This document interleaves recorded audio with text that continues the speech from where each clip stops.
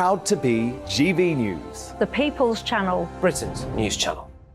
Hello, I'm Michelle Dewberry, and you can join me every weekday 6 till 7 on Jubes and Kerr. You're an inspiration to us all. Clip that bit up. Well, you are. That's my ringtone. My political ambitions those days are gone, I can tell you. She's only teasing. Go on. He's probably going to want to lay down now. I'll give him 2 minutes to have one. Let's respectfully disagree. That's what we like on Jubes and Kerr. Come and join us. GB News, the People's Channel.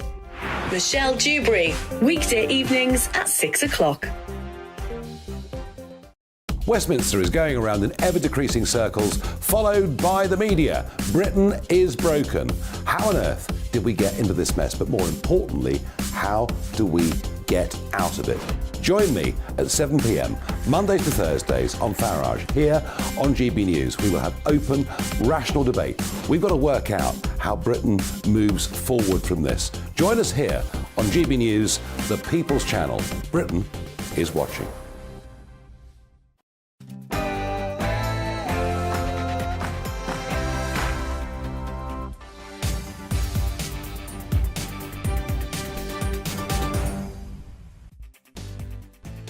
Afternoon, you're with GB News Live. I'm Mark Longhurst, and coming up for you this Friday afternoon. Pushing the boat out, President Macron welcomes Rishi Sunak to Paris for the first Anglo-French summit in 5 years. But will they be able to push the small boats back? Foreign Secretary James Cleverly already telling us on GB News we'll be providing more money to the French. Will it buy success? Blizzard Britain, motorists stranded for 6 hours on the M62, 4-hour delays at the airports, trains cancelled and schools closed. And yet, it is officially spring. We'll be across the country with our reporters, braving the elements to update you on the toll that the very unseasonal storm Larissa has exacted on us. But could we be seeing some green shoots poking out of the economy as the big financial freeze starts to thaw? The economy actually grew in January, only 0.3%, but it means we're avoiding a recession for the moment. And could the Chancellor, Jeremy Hunt, have a spare 166 billion to splash the cash in the budget? Latest facts and figures coming up with Liam Halligan. And let us know how you're coping with the weather. Are you stuck overnight in the car? Have you been in an airport waiting or stuck on the train? Let us know your story. Get in touch, GB Views, gbnews.uk. But first, all the headlines with Rhiannon.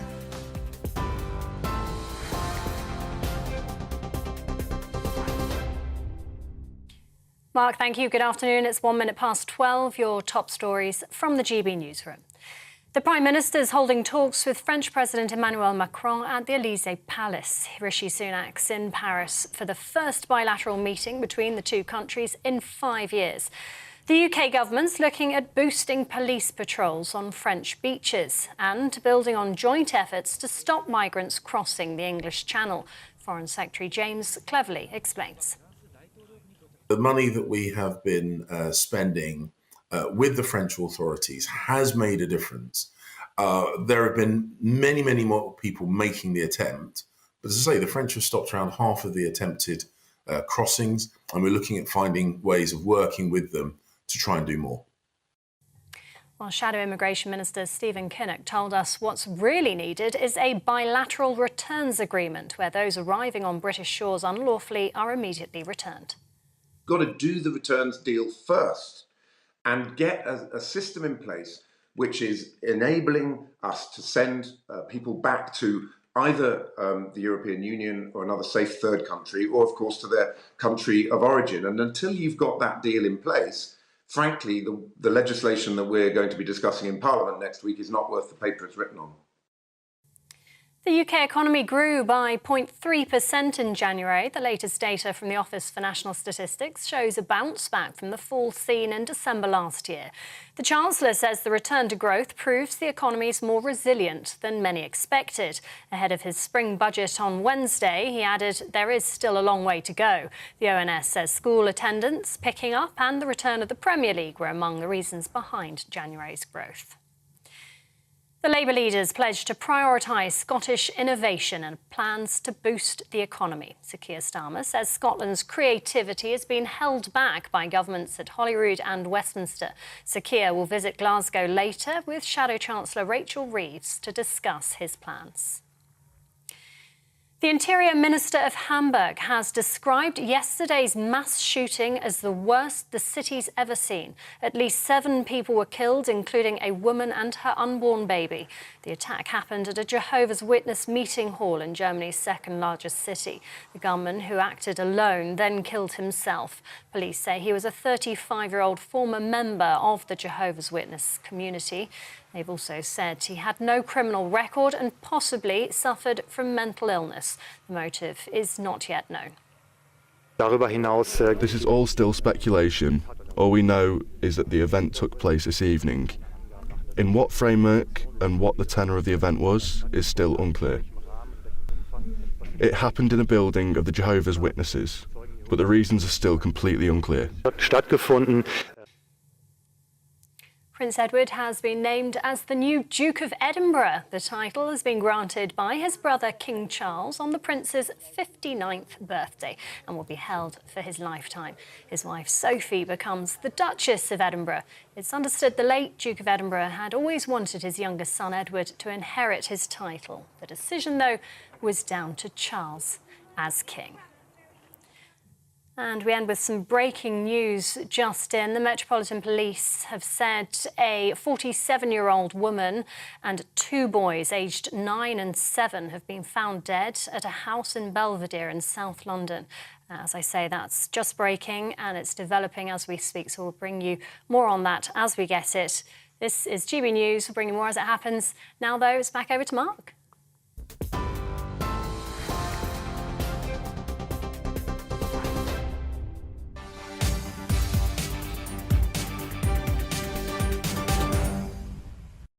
Rhiannon, thank you very much indeed. Now, the first Anglo-French summit in some 5 years underway in Paris. Rishi Sunak meeting President Macron for the first time since he outlined the government's controversial illegal migration bill. Indeed, Rishi Sunak saying they are throwing everything at resolving the problem of the small boats and the migrants crossing the channel. Also, the Foreign Secretary, James Cleverly, telling GB News this morning that more money will be on offer to the French to push back the boats across the channel. But is it enough, of course, and is it indeed a priority for the French? Let's join our Deputy Political Editor, Tom Harwood, who's live for us in Paris. And certainly, Tom, it does look an entente a little more cordial. It certainly does, and this is the message that the Prime Minister and Number 10 have been trying to push really all week, that this summit, the first, of course, as you were saying, in 5 years, is a time for a coming together again of 2 powers that really are fairly unique in Europe, the 2 nuclear powers of Europe that have aligned interests on security, on energy security, on indeed illegal migration as well. And on the way here to the Elysee Palace, we all shared a Eurostar trip with the Prime Minister, and I was able to ask him a little bit about what he hoped to achieve today and whether or not the reported hundreds of millions of pounds that the United Kingdom may well end up agreeing to send to France to patrol those beaches to enhance that security around Calais, whether that was value for money. Now, the Prime Minister told me that this was indeed not something that we should see as the United Kingdom paying the French to patrol those beaches, but really should be seen as a joint exercise, as something that the United Kingdom and the French are doing together, and value for money investing in that security, because of course it's over £5 million a day that the United Kingdom currently spends on hotels for asylum seekers. Now, spending a smaller amount than that on making sure that fewer of those boats can set off in the first place, the Prime Minister's argument was that is indeed money well spent. And in terms of the figures, I think we've already spent 63 or sent 63 million to the French. They've got somewhat 300 extra officials on the beaches and along the coast. Suggestions, the new figure that James Cleverly is talking about, could be up to 200 million. Yes, 200 million over a number of years, but it would be right. the most significant investment in this patrolling that this country has ever done. The 63 million figure, I believe, is for the last 5 years, so around 200 million for the next 3 or so would be a significantly higher investment. But again, as the Prime Minister was really pressing there earlier today on that train journey, he was saying it would be, of course, less than the amount that we're spending on those hotels at the moment, which is something he wants to put a stop to. There will, of course, however, be critics in terms of saying that why do we need to spend this money at all? Why aren't the French patrolling these beaches? One of the other arguments the Prime Minister was putting across to me this morning was talking specifically about how this is about joint patrols, how this is about using both UK and French resources, something that up until the preliminary deal that was agreed around the summer had not actually taken place. Before, it was only the French patrolling these beaches. Perhaps something that we'll see today is a greater sense of cooperation between British and French personnel working together. Now, I gather the Prime Minister, as you say, talking to you all on Eurostar, saying no silver bullet to fix this issue. But, of course, the other thing following this illegal migration bill is what happens in terms of sending people back and whether there is going to be a bilateral returns agreement with France, an open channel, if you like. Yes, I have to say we've been very much steered away from the idea that there would be a bilateral deal between the United Kingdom and France on this returns agreement. What the French are very keen to do, and indeed the UK government is hinting towards, is a deal with the European Union. So making sure that we've got this more cemented friendship with the French is a very big step towards that. But ultimately these negotiations will be between the United Kingdom and the European Commission. Now, it's important, of course, to get as many European countries on side as possible for those eventual negotiations. But again, this is something that the United Kingdom sees as a more medium to long-term ambition. The words of Rishi Sunak this morning specifically on that idea of getting a returns agreement with the European Union is that it's all very well and good getting a returns agreement, but that's sort of downstream from the original problem, which is people crossing the channel in the first place. Yeah. And his focus today is trying to find solutions to stop those journeys before they happen, rather than returning people after they've already arrived. Now, we should reflect, of course, that this is the first bilateral summit for 5 years. There are other issues, Ukraine, defence, trade and so on. But we are going to get this news conference, I think, at the Elysee Palace, where obviously reporters will be able to throw their questions. I suspect this is going to be the main issue for everyone, isn't it?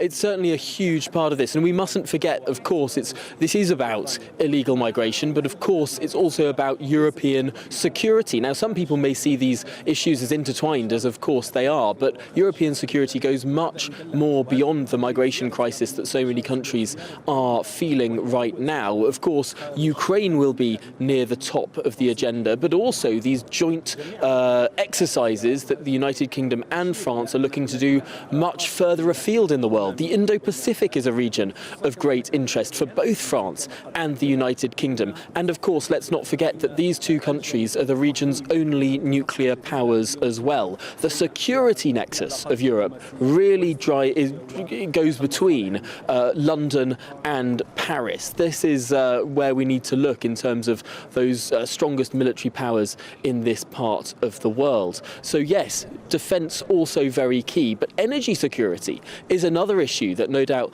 will be high up on the agenda. Let's not forget, it's not just the Foreign Secretary, the Prime Minister, the Defence Secretary, the Home Secretary, but many other cabinet ministers here as well. This isn't just a meeting between the Prime Minister and the President. This is a cross-government inter-country summit that's taking place with many other issues discussed on top. Yes, I think Suella Braverman and Therese Coffey there as well. But for the moment, Tom, thank you for that. More, of course, coming up from the Elysee Palace. But let's stay in Paris and speak to the French correspondent at The Spectator magazine, Gavin Mortimer, who joins us now. Gavin, thanks for your time. A very different political backdrop to the Boris Johnson years and this relationship between the two leaders now. But could that turn frosty once again over the issue of the European Convention on Human Rights? I don't think so, Mark. I think that Macron, this isn't just a British migrant crisis, it's a French migrant crisis. And as your correspondent there just alluded to, it's a European migrant crisis. So it's in Macron's interest to work with Sunak, to work with Britain. I think he'll be heartened by the immigration bill that was tabled on Tuesday by Suella Braverman, because I think his own government is going to be tabling its immigration bill at the end of this month. They may build on the robust British immigration bill to introduce their own measures to try and tackle the problem, which, of course, don't forget, was for the election last year of 89 MPs from Marine Le Pen's right-wing National Rally Party. Yeah, and certainly the language that Rishi Sunak's used coming across in the Eurostar about joint issue, joint problems and so on, stressing that. And clearly there is a big problem for, I think, Haute-France is the region, of course, up in Calais and Sangatte and so on, where they've got these tented areas with people waiting to try and get across the channel. Yeah, and just in Calais, Mark, just not too far from me in Paris, there's a huge tented area, and they dismantle them regularly, and then they just crop up again. So I think that Macron will be very interested in the proposals outlined in Britain's immigration bill to actually send people back, because this is the problem. It's how to return them either to their country of origin or to a safe third-party country. So it's no good just looking to tackle the problem in Calais. Will keep migrating back to Calais as they have in the jungle, the notorious jungle was, I think, just 10 years ago. And it's there, and it really is going to entail a lot of cooperation between Macron and Sunak. I think the fact that they appear certainly to have a much warmer relationship than Boris Johnson and Macron will be a great start in that respect. OK, Gavin, in Paris, thank you for that. A little bit of interference, break-up on the signal, but thanks for updating us. And, of course, we'll see what happens in these coming hours. Thank you very much indeed. Now, away from the politics, motorists have been stranded for 6 hours, no less, on the M62. There have been 4-hour delays at airports, opened, closed and opened, trains cancelled, schools closed. Yes, Storm Larissa causing chaos up and down the country, even though we are officially in spring. While in parts of Wales, the storm intensified overnight. So let's welcome back farmer Gareth Wyn-Jones, who we joined yesterday, trying to shelter his sheep from the fierce winds and the heavy snow. Bit of blue sky behind you there in the distance, Gareth, which is obviously something that you would welcome. How's the flock getting on there? Yeah, we're doing all right. I think I might get the sunbather out and start sunbathing. It's lovely. It's like being in Switzerland here at the moment. Yeah, we're fortunate. We had about 6 inches of snow last night, but the wind slowed down, so it didn't drift as much. There's some big drifts on the mountain, up to 8-9 feet in some areas, and wow. You can see them on some of the videos I've been putting out. You know, that's a gate, and that's a 7-foot wall, so you can see there's some really big drifts out there. Yeah. So I chased the sheep from that area yesterday, so there won't be any sheep under that snowdrift. And yeah, we've prepared. We've put plenty of food up there. The sheep are still up there. They're happy. But I think we turned the corner. The snow's starting to melt. It is promising it very, very cold tonight, so we will be, keeping an eye on that. But I think we're fortunate that we get really good weather forecasts now. And they said 9 o'clock the amber warning was coming off in North Wales, and to be honest with you, the snow stopped then, and yeah, the blizzard is abating, and yeah, it looks like we've turned a big corner. Yeah, because you were explaining to us yesterday to try and keep the sheep away from those walls, because as you're saying, obviously it then drifts up and literally just buries them under quite a snowfall. Yeah, definitely. And some people on social media have been commenting to say, "Oh, why don't you put your sheep in sheds and this and that?" Well, look, there's a bit of a clue. We are a hill farm, and you can see behind me, there's not sheds that we've got here to house 3,000 ewes. So they're out there. These animals are used to these elements. They're very, very tough, and we've just got to adapt as well to make sure that they don't get stuck under that snow like 2013, which was a major disaster for us. But we learn, we adapt. People throw all kinds of things at the farmer, especially the weather, and we have to make sure that our stock is fed and safe, and that we keep an eye on them. Our animals come first always. Yeah, you were reminding us, of course, that it's getting towards lambing season, which is why this is so important to get the feed going and to look after them. So, I mean, does this mean that they'll actually have a slightly later season in terms of the lambs coming? No, they'll come exactly the same. To be honest with you, when they want to.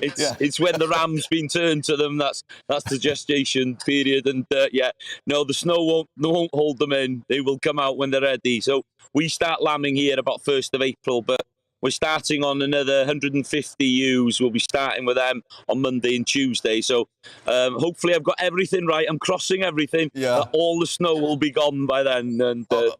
That's my hope anyway, man. Yeah, I think that they're saying temperatures should start warming up the beginning of next week, so you should make it in time. But as you say, it does look spectacular there, even though it's caused you all those problems. And hopefully we can come back to you when the lambs start arriving and get an update then on some happy news. But great to hear from you, and thanks for joining us. Good to hear that everyone's safe there. Thanks so very much indeed. Yeah. Great pictures there on the hills of North Wales, and of course we'll update you on the situation elsewhere. Yorkshire, Paul is still there, battling through the various drifts to update us. More coming up on that. Also, we'll be updating you what's been happening over in Germany, in Hamburg, with a gunman who opened fire at a Jehovah's Witness hall. A former member of the congregation, we're told now. We'll be getting the latest with our Home and Security editor, Mark White.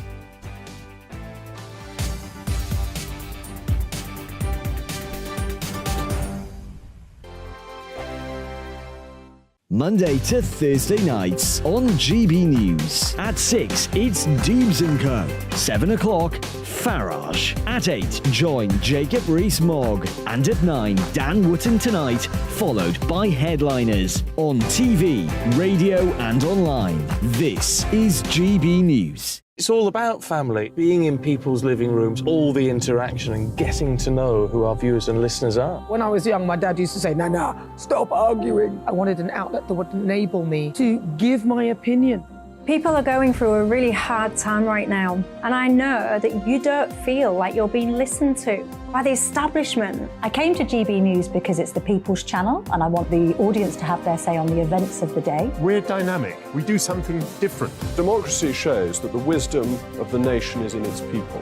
I get to travel to find out what the story is from a personal perspective. The British people aren't fools. We know when we're not being told the full story.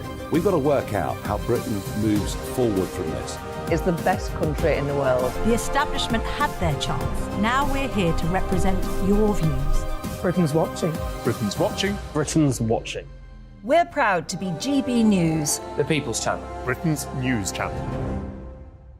Join me, Patrick Christie's Monday to Friday, 3 till 6. We tackle the day's news agenda like you've never seen before. It's high tempo, high octane, the most controversial topics, and the best guests. You will not be able to take your eyes and ears off it. I'm not afraid to ask the questions that you really want answered. 3 till 6 p.m, Monday to Friday on GB News, the People's Channel, Britain's news channel. I'm Andrew Doyle. Join me at 7 o'clock every Sunday night for Free Speech Nation, the show where I tackle the week's biggest stories in politics and current affairs with the help of my 2 comedian panellists and a variety of special guests. Free Speech Nation, Sunday nights from 7 on GB News, the People's Channel, Britain's news channel.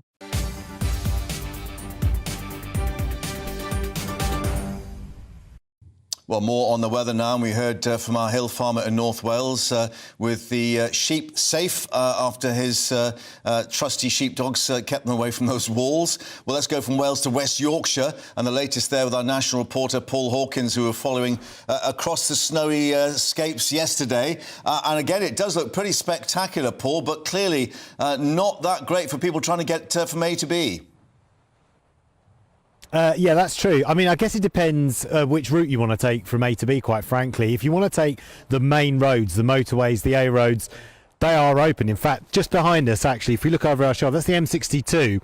Now, this is where this section running here from east to west, from Manchester to West Yorkshire, this is the area that experienced significant disruption last night with those people stuck in their cars for several hours, in fact, up to 7 hours, some of them, having to leave their cars by the side of the road. there was a trailer just where those emergency vehicles are. You can see the flashing lights. There was a trailer there for a long period until, in fact, in the last few minutes they've just moved it, in fact, and that was holding up a lot of traffic. You can see the traffic moving slowly past, and this is heading westbound towards Halifax and Huddersfield and on into West Yorkshire. In the other direction, traffic's heading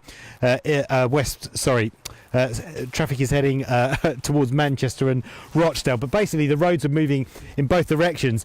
That's if you're on the A roads and if you're on the motorways. If I just point you down towards the end of Scamandon Bridge, which is where we're standing at the moment, if you can make out, the road's been ploughed to the end of it, but then beyond that, cars are getting to that point and then turning around, because as you can see, it's not ploughed beyond the end of the bridge. So cars are in fact, we've seen a couple of people getting stuck just a few feet beyond the end of the bridge and then coming back. So it really does depend which route you want to take. At the moment, the A roads and the motorways are great. It's looking beautiful, of course, in the sunshine. There is some disruption at Leeds Bradford Airport and Birmingham Airport and at John Lennon Airport in Liverpool. But generally speaking, at the moment it's okay, it's looking beautiful. Later on though, of course, when you've got clear skies, the temperature's going to drop way beyond what it dropped last night when it was about 0 degrees, just above 0 degrees. Tonight it's going to be -7 across a large part of the state. In fact, across a large part of the UK. There are 4 yellow alerts issued by the Met Office for snow and ice. Tomorrow, the big danger is going to be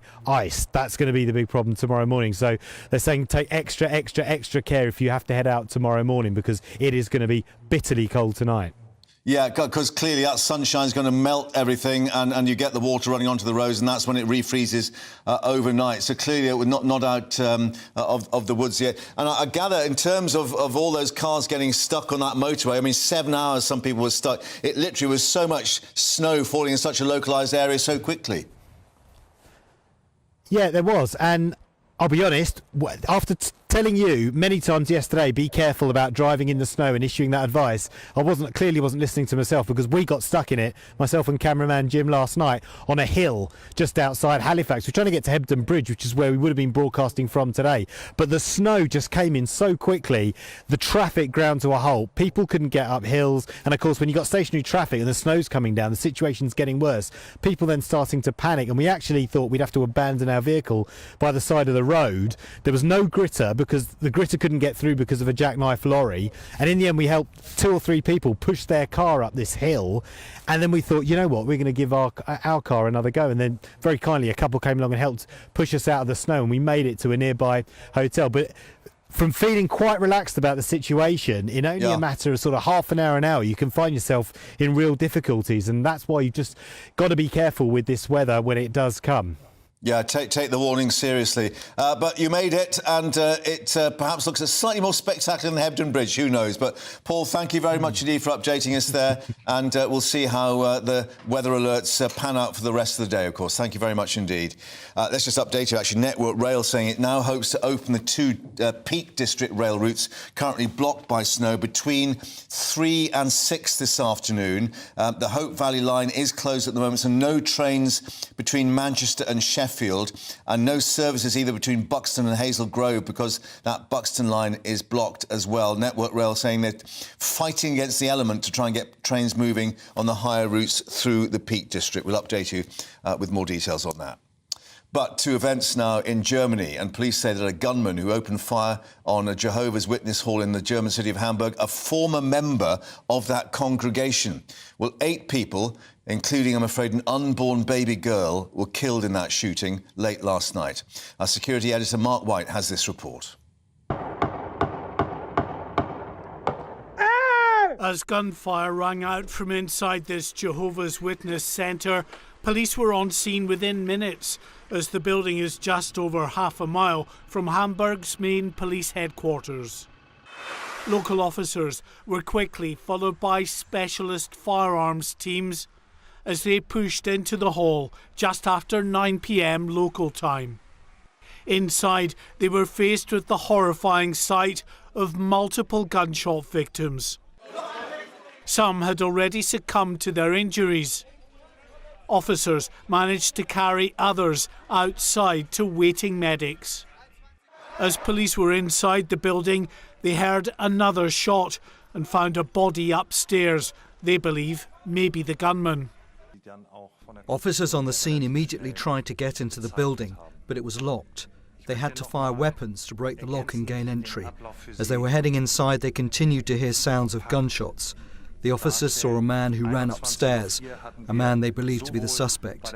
He was later found deceased upstairs. The exact motivation for this attack is still unknown, but the gunman, named by police as Philip F., was a member of this congregation until he left after a dispute with others here 18 months ago. Among those killed, an unborn baby girl, a tragedy which has shocked the local community. We heard gunshots. I know what gunshots sound like. And the 12 continuous shots. I thought it was something at the construction site here, but then it's supposed to have been somehow at the petrol station or next door at the Jehovah's Witnesses. We took some pictures and saw people being taken away in black bags. That's all we saw. I didn't realise at first what was happening, and then I filmed it with my phone, and through the lens I realised that someone was shooting at the Jehovah's Witnesses, and while I was filming it, I realised what was unfolding. Today, police forensics teams have begun a detailed room-by-room search as they piece together the exact sequence of events here. Investigators say they're not looking for any outstanding suspects. 4 of the injured are reported to be critically ill in hospital. Mark White, GB News. Well, let's get more with Mark in the studio now, because the police and security services in Germany have been giving more details on this. Clearly, they had no idea what they were dealing with very early on, and because of the location, there was a prayer meeting going on, trying to work out what the sort of circumstances were. Yes, absolutely. I mean, terrorism is the first thing that any of these investigators think of when they get a mass casualty attack like this. And of course, it was a Christian prayer meeting that was attacked as well. And we know that Islamist extremists have attacked Christian prayer meetings and other Christian religious buildings in countries around the world in the past. So that's uppermost in the investigatory process going forward. But they were quickly able to establish from the gunman, who was found upstairs dead at his own hands, that this was an individual actually who was a member of this congregation until about 18 months ago, when he apparently had a falling out with other members of the congregation. So there was clearly a big issue at play there that may well be behind the actual motivation for this attack. Now, in this news conference, the police said that there were 50 people in attendance at this prayer meeting when the gunman attacked. He actually opened fire on a vehicle outside the building to begin with, a woman in a car in the car park next to this building. He shot at that car 10 times. Miraculously, she managed to escape. She alerted the police. 34 other, in fact 49 other people dialed the emergency services, as well as this gunman was in the middle of carrying out this attack. It was only half a mile away from the police headquarters, so they were there very quickly. They had to shoot their way in the front door because it was locked. They managed to get in. As they were gaining entry to the building, they could hear the gunman shooting at other victims. So clearly that was a priority, getting in there. Yeah, and the awful fact that there's an unborn child, one of the victims as well. I mean, do we know, did they indicate, was he shooting indiscriminately, or was he actually targeting individuals in there? That level of detail they haven't given, but they said that the age range of the victims was from 30 to about 60, including a pregnant woman. And they said that among the deceased was a 7-month-old unborn, a fetus of a baby girl. Yeah, awful tragedy. And but no one else now, they're confirming they believe involved in this? No suspects outstanding, just this individual who they have named as Philip F. It's always just the initial for the surname under sort of German privacy laws. But Philip F. is the suspect. Mark, thank you very much, Steve, for updating us on that. Still to come, the latest on the Scottish leadership race, which is getting pretty bitter. Also digesting the latest GDP figures. Does it mean Jeremy Hunt can splash the cash in next Wednesday's budget? First, let's get an update on the headlines from Rhiannon.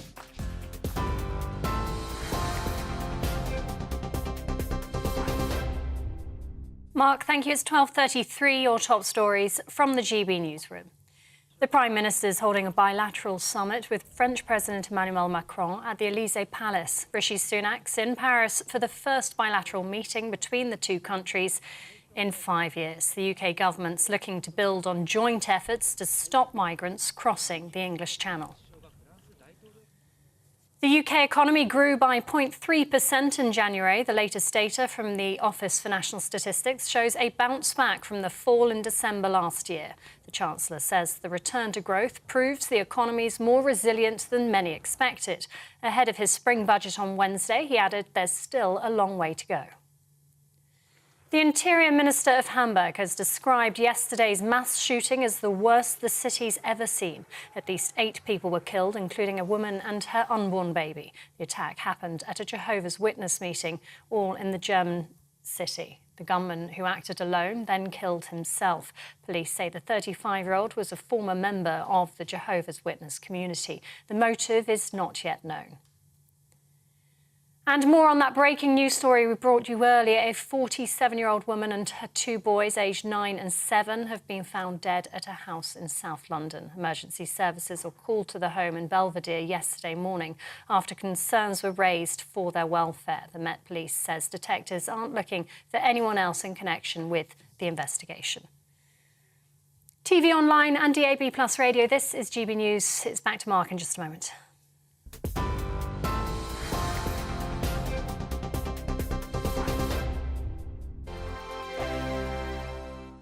I joined GB News because I was sick and tired of not hearing my views being represented, not just mine, but so many people that I knew and spoke to. I just couldn't get my voice out there. I couldn't say anything. I couldn't do anything. Whatever the narrative was, I kind of had to follow it. GB News is there to provide a voice for those who have been ignored by the establishment media. We think different things, we've got a different style. GB News is here to be optimistic and positive about the future. It's real kind of dynamic and flowing, with the audience very much at the heart of it, like a big family. Here at GB News, we talk about the things that matter to you. Hearing the voices from right across our towns and cities, especially our towns. All sides of the argument represented with a heavy dose of opinion. We're on a mission here to make a difference. And the GB News family really is here for you, and whatever time of day you can watch or listen. Britain's watching. Britain's watching. We're proud to be GB News. The People's Channel. Britain's news channel. Hello, I'm Michelle Dewberry, and you can join me every weekday 6 till 7 on Dubes and Kerr. You're an inspiration to us all. Clip that bit up. Well, you are. That's my ringtone. My political ambitions those days are gone, I can tell you. She's only teasing. Go on. He's probably going to want to lay down now. I'll give him 2 minutes to have one. Let's respectfully disagree. That's what we like on Dubes and Kerr. Come and join us. GB News, the People's Channel. Michelle Dewberry, weekday evenings at 6 o'clock. Westminster is going around in ever-decreasing circles, followed by the media. Britain is broken. How on earth did we get into this mess? But more importantly, how do we get out of it? Join me at 7 p.m, Mondays to Thursdays on Farage. Here on GB News, we will have open, rational debate. We've got to work out how Britain moves forward from this. Join us here on GB News, the People's Channel. Britain is watching.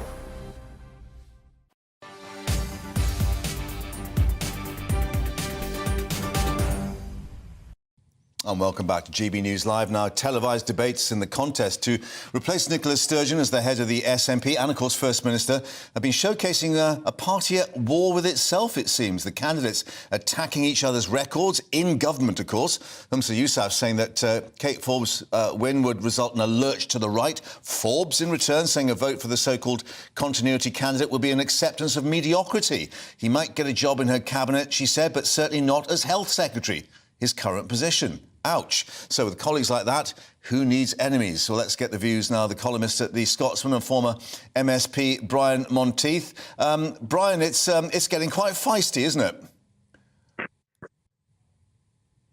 Yes, it's really heating up, particularly through us being able to see the television debates, because obviously media are not being allowed in to attend the broadcast, the debates for members. So we're seeing them laying into each other. It calmed down a little last night. Humza Yousaf sought to take the moral high ground and be above it, but they still can't resist having pot shots at each other. And there will be a lot of healing to do in the SNP after this leadership contest is over. Yeah, because, I mean, one of the issues is that in terms of these various hustings, and as you say, they're not very keen on the reporting of what's being said, is they're attacking each other's record actually in government, i.e. accepting they've not been very good at doing the job of governing. Well, in the Sturgeon years, as we might call them, the focus really has been on generating fresh grievances that might bolster the support for independence. And the eye was certainly taken off the ball in delivering public services, which is the purpose of the Scottish Parliament, to hold politicians to account for delivering public services in Scotland. And so we've seen a falling off in standards in education, in the NHS, in the roads and housing and law and order. All sorts of issues that can be picked up. Scandals about ferries not being delivered on time, infrastructure costing far more than it should have. That bad record leaves a lot of scope. But the truth is, if they keep attacking that, then in the end, they're doing the job of the opposition. Yeah, indeed so. But it's interesting, I gather, in terms of overall Scottish voters, Kate Forbes still ahead. In terms of SNP party members, Humza Yousaf and Kate Forbes are pretty much neck and neck. Well, it's interesting that the public seem to favour Kate Forbes. I personally, and I know a number of people agree with me on this, see her as the real threat to Conservatives and Labour Party, and therefore to the Union, because she will, I think, move to focus on delivery of services, seek to improve the outcomes, and therefore shoot the fox that is sitting there of bad performance by the SNP. And in that, if that's the respect, the SNP could recover and see itself remain as the largest party in Scotland and still threaten the Union. So this is an interesting argument, i.e. Be quite good at your job and actually govern properly, and therefore that strengthens the case for independence. Well, that's the approach that Alex Salmond took, and it got him very close to winning. The essential argument is if we can show, as an SNP, that we can make devolution work, then we should have more powers so we can actually do a better job if Scotland is independent. And Nicola Sturgeon left that policy behind and instead went around dividing the country and opening up wounds and just simply banging the drum for Scotland. Whilst that won her votes, it didn't actually get her enough support to maintain the idea that Scotland could get 50% +1 and win that independence. OK. Now, the other thing that those pesky reporters keep asking of the SNP is the suggestions or allegations of financial problems behind the scenes. Where are we with that? What's being said by the SNP about their financial position? Well, of course, they don't want to talk about it at all. And it is about the SNP's financial position. It's about the party's funding and the fact that they raised some £600,000 for the next referendum campaign, and then that could not be accounted for in the accounts. The argument the SNP has put in the past is that all spending by the SNP is to further the cause of independence. But there were enough complaints to merit the police coming forward to investigate whether there has been any malfeasance in the party's accounts. A number of people resigned from their finance committees. So it is serious business. but it's not something that will take down Sturgeon herself, because it's not about her funding. It just so happens it's her husband that runs the party. Which is rather unfortunate in some circumstances, given the close relationship, one might say. But anyway, we shall see what emerges with the further hustings and further televised debates, of course. Brian, thanks for joining us and updating us. Brian Monteith, columnist at The Scotsman and former MSP too. Thank you very much indeed. Now, here's a quote. In the face of severe global challenges, the UK economy has proved more resilient than many expected, but there is a long way to go. Yes, the words of Chancellor Jeremy Hunt this morning. The economy showing signs of bouncing back. GDP, that's the sum total of all transaction in the economy. Growth, if you like, unexpectedly up 0.3% in January. Not much, but reflecting that it follows a 0.5% contraction or decline the month before. So what does that mean for us? And, of course, the budget to come. Our economics and business editor Liam Halligan with On the Money. It's so exciting, I couldn't get it out in one go. Because I'm just looking at some figures. As we say, the budget not far off now. We've got this good news, the green shoots that you were talking about just a day or two ago. Does it mean that the Chancellor may have headroom, as they say, or some spare cash of 54 billion or 97.5 billion or even 166 billion, they say? Stick a finger in the air, because economic forecasting was invented to make astrology look good, right? Let's just go back to these growth numbers. Yeah, these growth numbers, where the economy is, dictates all of politics, right? The whole political mood is set by the economy and growth, particularly at a time like this when so many people are struggling with the cost of living. Bad factor, rather feel good factor. The cost of living crisis. And I have to say, the Treasury, the Bank of England, the Office of Budget Responsibility, they have all been far too gloomy, as some of us have been saying for months and months now. And the GDP numbers came out this morning for January, Mark. Let's have a look at them. We can see here that in December 2022, GDP, as you said, fell, contracted by 0.5%. There were lots of strikes going on. We were talking about that yesterday. And yet in January, contrary to pretty much all expectations of almost all economists, GDP actually grew by 0.3%. Not by much, but much, much better than a lot of people thought. There are the green shoots. And if we break down that January GDP growth, we can see, Mark, that services grew by 0.3%. That's a big chunk of the economy. That's customer-facing services there. Transport and storage, that was up a lot, activity in that area, not least because we had many, many fewer train strikes in January than December, as you'll recall. Production fell. There's still a lot of logistical issues, supply chain issues. A lot of manufacturers are struggling with energy bills, as we've been describing.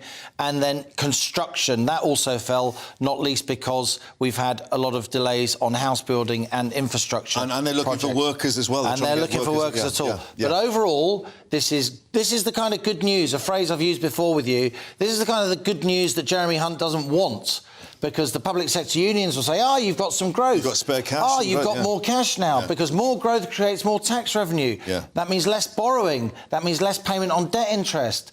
The government's bill for subsidising our energy costs is down because wholesale prices haven't gone up as much as people thought. Right. So he's going to come under a lot of political pressure. OK, we'll talk about the budget in a moment, but you mentioning the politics that goes alongside this. I mean, Rachel Reeves, the Shadow Chancellor, saying, indicating we're still riding along the Tory path of managed decline, which is not exactly saying, this is terrible. And this is, inconvenient for Labour, because obviously it's indicating perhaps we're not actually going towards a recession, these two subsequent quarters of negative growth, that there's still resilience in the economy. But clearly, when people go out and shop, they're still finding inflation in terms of groceries and food. The pay awards still are pretty tight when you compare it to inflation. So the feel-good factor is not out there yet. The feel-good factor is definitely not there, Mark. I completely agree with you. Average wage rises in both the public and the private sector are behind the rate of inflation. Inflation on the latest number is still 10.1%. It's not far off that 40-year high of 11.1% back in October. So we are still feeling the squeeze. What these numbers are light at the end of the tunnel. And, fair play to Rachel Reeves. It's not her job to big up the government's record, but some people may say, oh, but she's risking talking down the economy, so she will tread a fine line, and she has in some senses got the numbers on her side, because yes, we did quite well in January, but if you look at November, December, January, because we had a contraction in November and December, overall growth has been flat. So there hasn't been growth in the last 3 months. There's just been an uptick in the last month. The Bank of England's still talking about, flat growth. Bank of England's talking about a recession lasting 5 quarters. And I personally think now that estimate, that forecast that they made only in November looks absurd. A bit too far, Talking about the budget and Jeremy Hunt and his reaction this morning, and we've talked about what may happen about the business tax or corporation tax. We've got a quote now from him. It's not something we're going to be able to do all in one go, but he wants Britain to have the most competitive business tax rates. Does this headroom or this extra money that's sloshing about give him enough room to do that? Well, I personally think rather than raising corporation tax from 19 to 25%, which is that's in law, that's going to go up in April. That was decided last March when Rishi Sunak was Chancellor. I personally think he should scrap that tax rise. I personally think he would make money for the Treasury by scrapping that tax rise, because it would feel like a tax cut. It would lead to more growth and more investment. And therefore tax takes as well in terms of the profits. That's right. I think he'll end up with more revenue. I don't think he's going to do that because it would be politically embarrassing, because then he'd have to admit that Liz Truss had a point, because that's what she wanted to do. So what he may do as a compromise, and this is likely to help big firms a lot more than small firms, which is another reason why I wouldn't do it this way, he'll probably replace what's called the super deduction. Yes. You get 130% of any investment back off your tax bill, right? He'll lower that to 100%. So basically you offset. It's called full offset. You make a big investment, you get that off your tax bill if you're a company. But the thing is, Mark, small and medium-sized enterprises, they might buy a van once every 2 years. They might buy little bits of capital equipment they can't keep here offsetting. and now. They're not massive companies with massive capital expenditure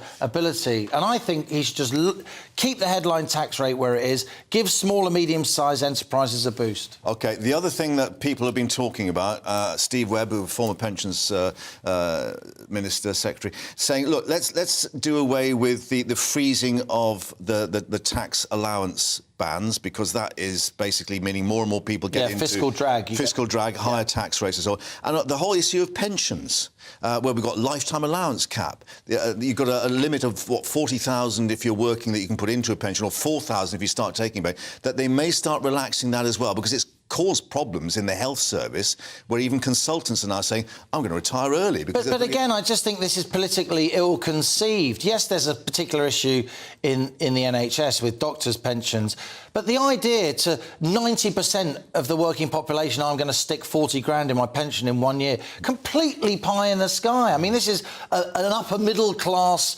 problem. So why are the Tories helping those people, spending money, as it were, helping those people, rather than helping people, across the red wall, the hard-working classes, the lower middle classes, the people who get up early every morning and go to work. So I think he would look, extremely wealthy Chancellor and extremely wealthy Prime Minister. They would look really out of touch if they focused on that. Which would give ammunition to Rachel Reeves. Of course, and it could backfire, because if you allow people to put more money into their pension, they're going to retire earlier, and we've got a labour shortage. Right, there we go. So we shall see what happens. Perhaps, it's sometimes it's the day after the budget, isn't it? When you start looking through all the small print, because they don't talk about the bad stuff in the speech, right? Anyway, we shall see next week. As ever, all the coverage and analysis here on GB News for you. Now, yet more royal news. It's been chock full of royal news this week. The King handing his late father's title of Duke of Edinburgh to his brother Prince Edward, honouring the late Queen, of course, and Philip's wishes in doing that. King Charles conferring the title on the former Earl of Wessex, as he is now, to celebrate his 59th birthday today. Let's speak to royal commentator Richard Fitzwilliams, who joins us once more. So, celebrations for the royal household, because this was, as we were saying, the late Duke Edinburgh's a wish that they should go to Prince Edward. Absolutely, as expressed when he married Sophie Rhys-Jones in 1999, which of course was such a difficult decade for the monarchy, and this was starting to show the sunlit uplands, which subsequently we saw in the early part of this century. It's an interesting title. It was created for the eldest son of George II in 1726, and it was granted to Prince Philip when he married Princess Elizabeth in 1947. And it's also significant that the new Duke, Prince Edward, has taken on the responsibilities of the Duke of Edinburgh's award scheme. Now, this was absolutely remarkable achievement begun in 1956, which has helped so many millions of young people throughout the world. And I think that, too, is a very, very significant part of his father's legacy. Yes, because, of course, the questions were, number one, what was going to happen to the Prince's Trust in terms of Prince Charles when he became king, and then, as you say, the Duke of Edinburgh's scheme as well. I think the quote is that Edward would be proud to continue Prince Philip's legacy of promoting and opportunities for young people of all backgrounds. So clearly that is going to be his job now. But we do remember that the Duke of Edinburgh, or the late Duke of Edinburgh, was active in all sorts of areas: wildlife, World Wildlife Fund, and the whole issue of Britain and technological innovation and so on. He was quite busy, wasn't he? That is the understatement, Mark, of the week. In fact, when he died nearly 2 years ago, he was still attached to 750 institutions. Add to that what he was doing supporting the Queen before his retirement, and add to that his activities in the sporting field. I mean, it's almost superhuman. He was indeed the Iron Duke. There's no doubt in the carriage driving, he was from time to time the Duke of Hazard as well. But there's no doubt a very, very proud moment for Prince Edward. And, of course, Sophie, his wife, becomes the Duchess of Edinburgh, and also their son, Viscount Severn, takes on the previous title of Earl of Wessex, a title, incidentally, which he chose when he married, and rumour still has it that he didn't accept a traditional royal dukedom. He copied or was very amused by Colin Firth's portrayal of Lord Wessex in Shakespeare in Love, and that's where the title is supposed to have come from, the Earl of Wessex. I see. Right. Well, thank you for filling us in then. But we won't mention It's a Royal Knockout, of course, which wasn't quite as successful. But maybe we'll reflect on that in a future time. But thank you very much indeed for bringing us yet more on a packed full week of royal news. Richard, thank you. Coming up in this next hour here on GB News Live, back to Paris with that bilateral summit, the first for 5 years. And, of course, the issue of the cross-channel boats very much on the agenda. And we'll be taking you to the snowy waste of Yorkshire. It looks pretty, but it's pretty hazardous. All the latest coming up for you in a moment. I'm Jacob Rees-Mogg, the Member of Parliament for North East Somerset and a former government minister. For years, I've walked the corridors of power in both Westminster and the City of London. I campaigned in the largest democratic vote in our island story. I know this country has so much to be proud of. We need to have the arguments, the discussions on how we make it better. The wisdom of the nation is in its people. Vox Populi, Vox Dei. That's why I'm joining the People's Channel. Join me Monday to Thursday at 8 p.m. on GB News, Britain's news channel. I'm Alex Deakin, and this is your latest weather update from the Met Office. The heavy snow we've seen over the past few days is now easing. For many, actually, it'll be a sunny Friday, but still a cold wind blowing in the east. This area of low pressure has been responsible for all the snow. It is now ebbing away, but still a brisk wind blowing across these eastern areas where the isobars are close together. And still a few wintry showers coming into the afternoon over parts of East Anglia, Lincolnshire in particular, and the odd one getting into parts of Essex as well. The odd shower elsewhere, snow showers in the far north of Scotland, but for most it's dry and bright out there with sunny spells. But it has turned colder. Did briefly turn a little milder yesterday across the south, but we're back to single figures for much of the afternoon and feeling a lot colder in the east with that really cold wind. As we go through tonight, temperatures will plummet. If you're heading out this evening, be prepared for things to turn frosty very quickly. Temperatures just keep on dropping through the night. Again, likely to turn icy with snow showers in northeast Scotland, but could be icy almost anywhere. We've had the snow falling over the past 24 hours. Turns a bit milder in the southwest as wetter weather starts to push in here, but elsewhere, look at these numbers, well below freezing, even in towns and cities. So a hard frost to start Saturday. There'll be some wet weather in the southwest, chiefly rain this and for South Wales, maybe some snow on the hills. But a spell of snow likely to come into parts of Northern Ireland around the middle part of the day, and then across North Wales some snow is possible. Many central and eastern parts just having a dry day again on Saturday, but with increasing cloud. And it will be cold once more. But as this wet weather pushes northwards and hits that colder air, we are more likely to see some more snow during Saturday evening and overnight across the North Midlands, Northern England, and eventually into parts of Scotland. So we have further Met Office yellow weather warnings to cater for that. Still providing some showers in Scotland out on Sunday. Many places dry, bright and breezy before it turns wet and windy once more later on Sunday.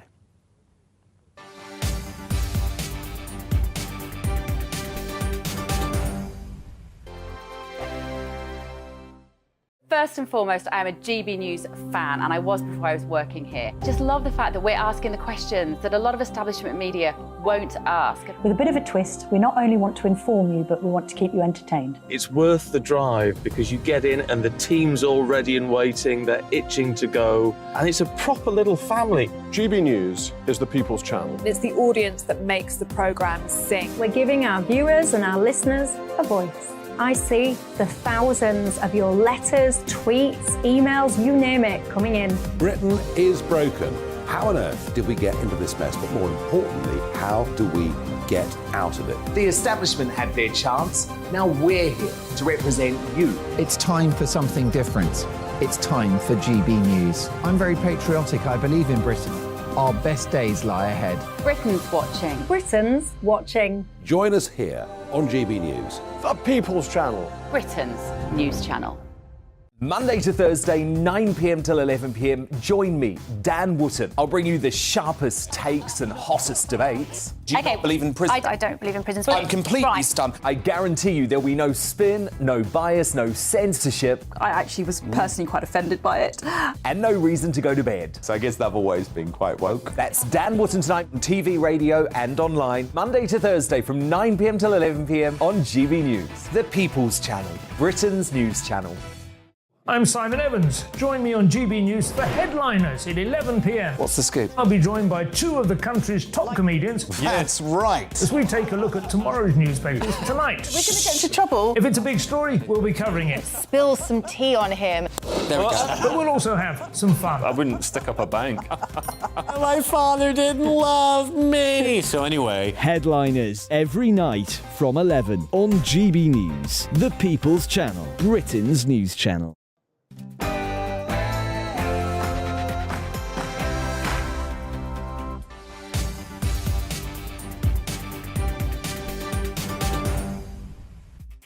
It's 1 o'clock, you're watching GB News Live. I'm Mark Longhurst, and coming up for you this lunchtime, the Prime Minister holding talks with the French President Emmanuel Macron in Paris, part of an Anglo-French summit, the first for 5 years. The two discussing issues including security, the economy, and yes, that small boats crisis.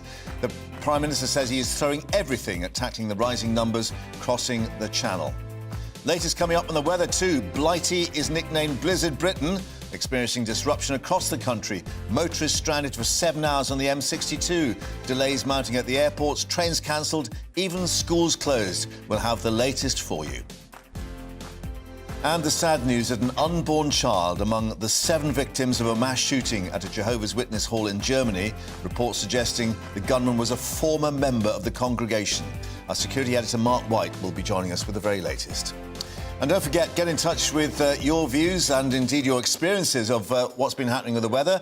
GB Views at gbnews.uk. First, the latest headlines with Rhiannon.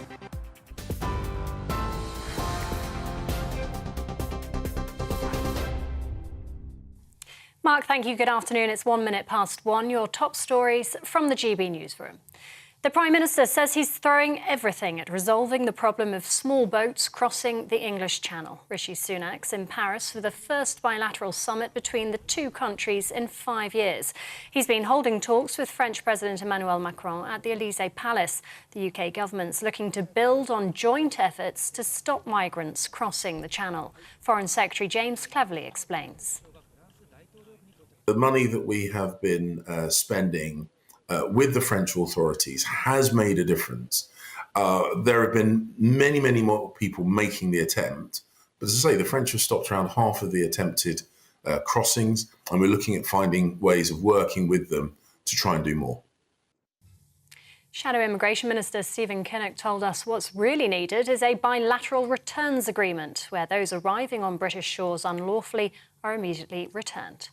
Got to do the returns deal first and get a system in place which is enabling us to send people back to either the European Union or another safe third country, or of course to their country of origin. And until you've got that deal in place, frankly, the legislation that we're going to be discussing in Parliament next week is not worth the paper it's written on. The UK economy grew by 0.3% in January. The latest data from the Office for National Statistics shows a bounce back from the fall seen in December last year. The Chancellor says the return to growth proves the economy is more resilient than many expected. Ahead of his spring budget on Wednesday, he added there's still, though, a long way to go. The Labour leader, meanwhile, has discussed his plans to prioritise Scottish innovation to boost the economy. Sir Keir Starmer's in Glasgow with Shadow Chancellor Rachel Reeves. He says Scotland's creativity has been held back by governments at Holyrood and Westminster. What I want is an economy in Scotland that is bursting forward. We have a mission for the next Labour government to have the highest sustained growth in the G7. For Scotland, that would take us hugely forward with the jobs of the future, the skills of the future. At the moment, the problem we've got is that productivity is low, living standards are low, start-ups in Scotland are failing at a greater rate than elsewhere in the UK. This is, Scotland has a great history when it comes to our economy, so we want to turn that around.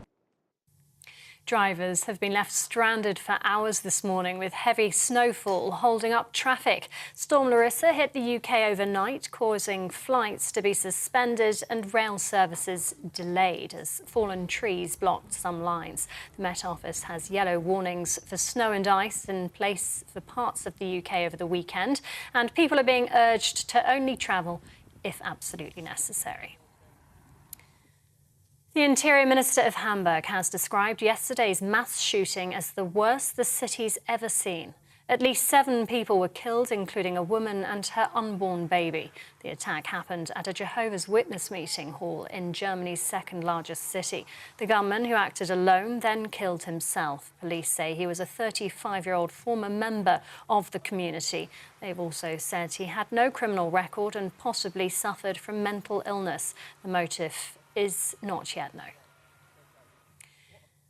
And Prince Edward has been named as the new Duke of Edinburgh. The title has been granted by his brother King Charles on the prince's 59th birthday and will be held for his lifetime. His wife Sophie becomes the Duchess of Edinburgh.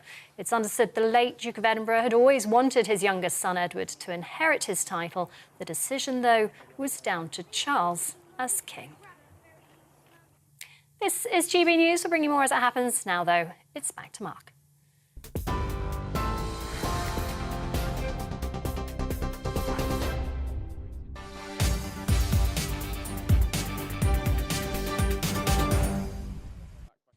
Rhiannon, thank you very much indeed. So that first Anglo-French summit for 5 years now underway in Paris. Rishi Sunak to meet President Macron for the first time since outlining, of course, the government's illegal migration bill. Just to remind you, we're being told a joint news conference at the Elysee Palace due now in the next hour around 2 p.m. We'll have that for you live. But ahead of that, Rishi Sunak tweeting, "Close neighbours, great friends, historic allies. It's great to be in Paris." Well, the Foreign Secretary James Cleverly already telling GB News that more money will be on offer to the French to push back the small boats coming across the Channel. But is it enough? And indeed, is it a priority for the French? Well, Leader of the Opposition, Sir Keir Starmer, calling for the Prime Minister to do more to tackle that crisis. we need to stop the boats and secure our borders. And the problem we've got at the moment is the government has lost control of our borders. They've brought forward further proposed legislation, which is similar to the legislation which they know doesn't work. Now the Prime Minister has the opportunity to go to France and make progress. In the past, we've spent, I think, £250 million since 2015 on agreements that haven't really taken us very far forward. So what I want to see this afternoon is a returns agreement, an agreement about where we can return people who failed in the asylum system to, because unless we get that progress this afternoon, we're going to make a bad situation worse, because we'll have people who can't go through the system, can't be returned, and they will therefore end up in hotels and other accommodation at the taxpayers' expense. So the bar for the Prime Minister, the test for the Prime Minister is he getting a returns agreement? Because without it, he'll simply make a bad situation worse. Well, let's put that question to our Deputy Political Editor, Tom Harwood, who is live for us outside the Élysée Palace in Paris. Indeed, travelled over to Paris on the Eurostar with the Prime Minister. Tom, just on that issue that Keir Starmer was putting there about the sort of bilateral return agreement, where are we actually on that? There is no official channel as such at the moment. No, there isn't, and it's a clever line for Sir Keir Starmer to deliver, saying that this bilateral agreement between France and the UK is what should be pursued, because he knows that that's not what the French are talking about. The French want to see a multilateral agreement, one between the United Kingdom and the whole European Union. That's something that is being discussed today in the building behind me, and it is also part of this wider context of the disagreements within the European Union between those northern, perhaps richer European countries that want to see a greater degree of movement within the European Union in terms of getting their own returns to those southern European countries from which many of the migrants that end up in France have come originally. So many different moving parts here. And one of the things that the Prime Minister has been stressing over the last few days is how this isn't a problem unique to Britain. There's been a 60% rise in illegal migration across the continent in the last couple of years. So many different countries are grappling with this issue, and to some extent that is the background that underpins this this Anglo-French summit, the first, of course, in 5 years. One of the big things being discussed today is how there can be greater cooperation in terms of dealing with what is a problem that faces many countries, not just the United Kingdom. And in terms of that cooperation, interesting, of course, that the Foreign Secretary, James Cleverly, speaking to us here on GB News, indicating that there may be more money on offer. I mean, just to go through those figures again, you were saying, you know, it's 63 million already has been sent to the French. I think some 300 extra French officials on the beaches across the Channel. But we could be talking about 200 million, I gather. That is indeed the speculation. Now, it must be said that nothing has been signed between France or Britain on this issue yet, but we are expecting a joint statement from the Prime Minister and the President in the next hour or so, which will tell us the details if such an agreement has been arrived at. Now, I pressed the Prime Minister earlier this morning on the train on the way over here precisely about this issue of spending perhaps hundreds of millions of pounds getting the French to patrol their own beaches properly. Well, I have to say that the Prime Minister didn't quite see it in those terms. He used the language of cooperation, talking about this as a joint problem, saying that he doesn't see this as the United Kingdom potentially paying the French to patrol their beaches. He sees this as the United Kingdom chipping in to a joint operation where jointly the UK and French authorities would work together to clamp down on these boats. Already thousands of boats have been stopped with the limited patrols that have been taking place. The hope of Downing Street today is that this could be much expanded. Interesting, Tom, we're just getting an update from Downing Street, which is in itself interesting, about what's happening in the building behind you in the Élysée Palace. And that is that Rishi Sunak and Emmanuel Macron have been speaking for an hour, but then taking the decision to meet on a one-to-one basis, because, as we say, this is a bilateral summit, changing the original plans to ensure they could speak for longer in private, and then joined at the end of that by their respective chiefs of staff for a brief period. Quote, it was a warm and productive meeting. They discussed the upcoming Six Nations match, the rugby, having exchanged signed shirts, would you believe, agreeing on the need for further collaboration on a range of issues, including defence, energy security and illegal migration, which is at the end of that particular list, which is interesting in itself. Yes, and these are the three key areas that I think we're going to be hearing a lot of in this press conference due in less than an hour's time now.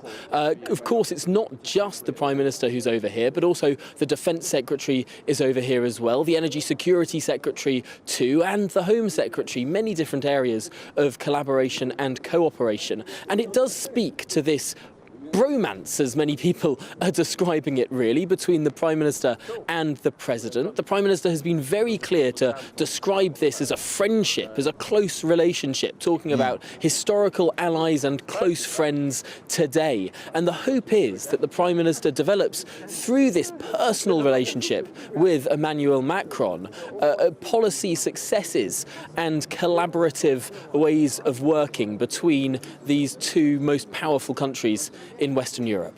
Indeed. Tom, thank you for that. And as we were saying, expecting that joint news conference coming up at 2 o'clock at the Élysée Palace. Thank you for that. But let's delve a little deeper into the bromance and speak to freelance reporter based in Paris, David Chazan, who now can join us from there. David, interesting to look at the tweet that Rishi Sunak issued. Close neighbours, great friends, historic allies. It's great to be in Paris. A rather different mood music to the times of Boris Johnson. That's certainly true. The relationship between Boris Johnson and Emmanuel Macron degenerated to a point where they were barely on speaking terms. Now, Rishi Sunak is trying to repair the damage, if you like, trying to go for a complete reset of Anglo-French relations. And he said something very similar to that tweet in today's Le Figaro, which is the main conservative newspaper here in France, in which he described France as a friend and an ally.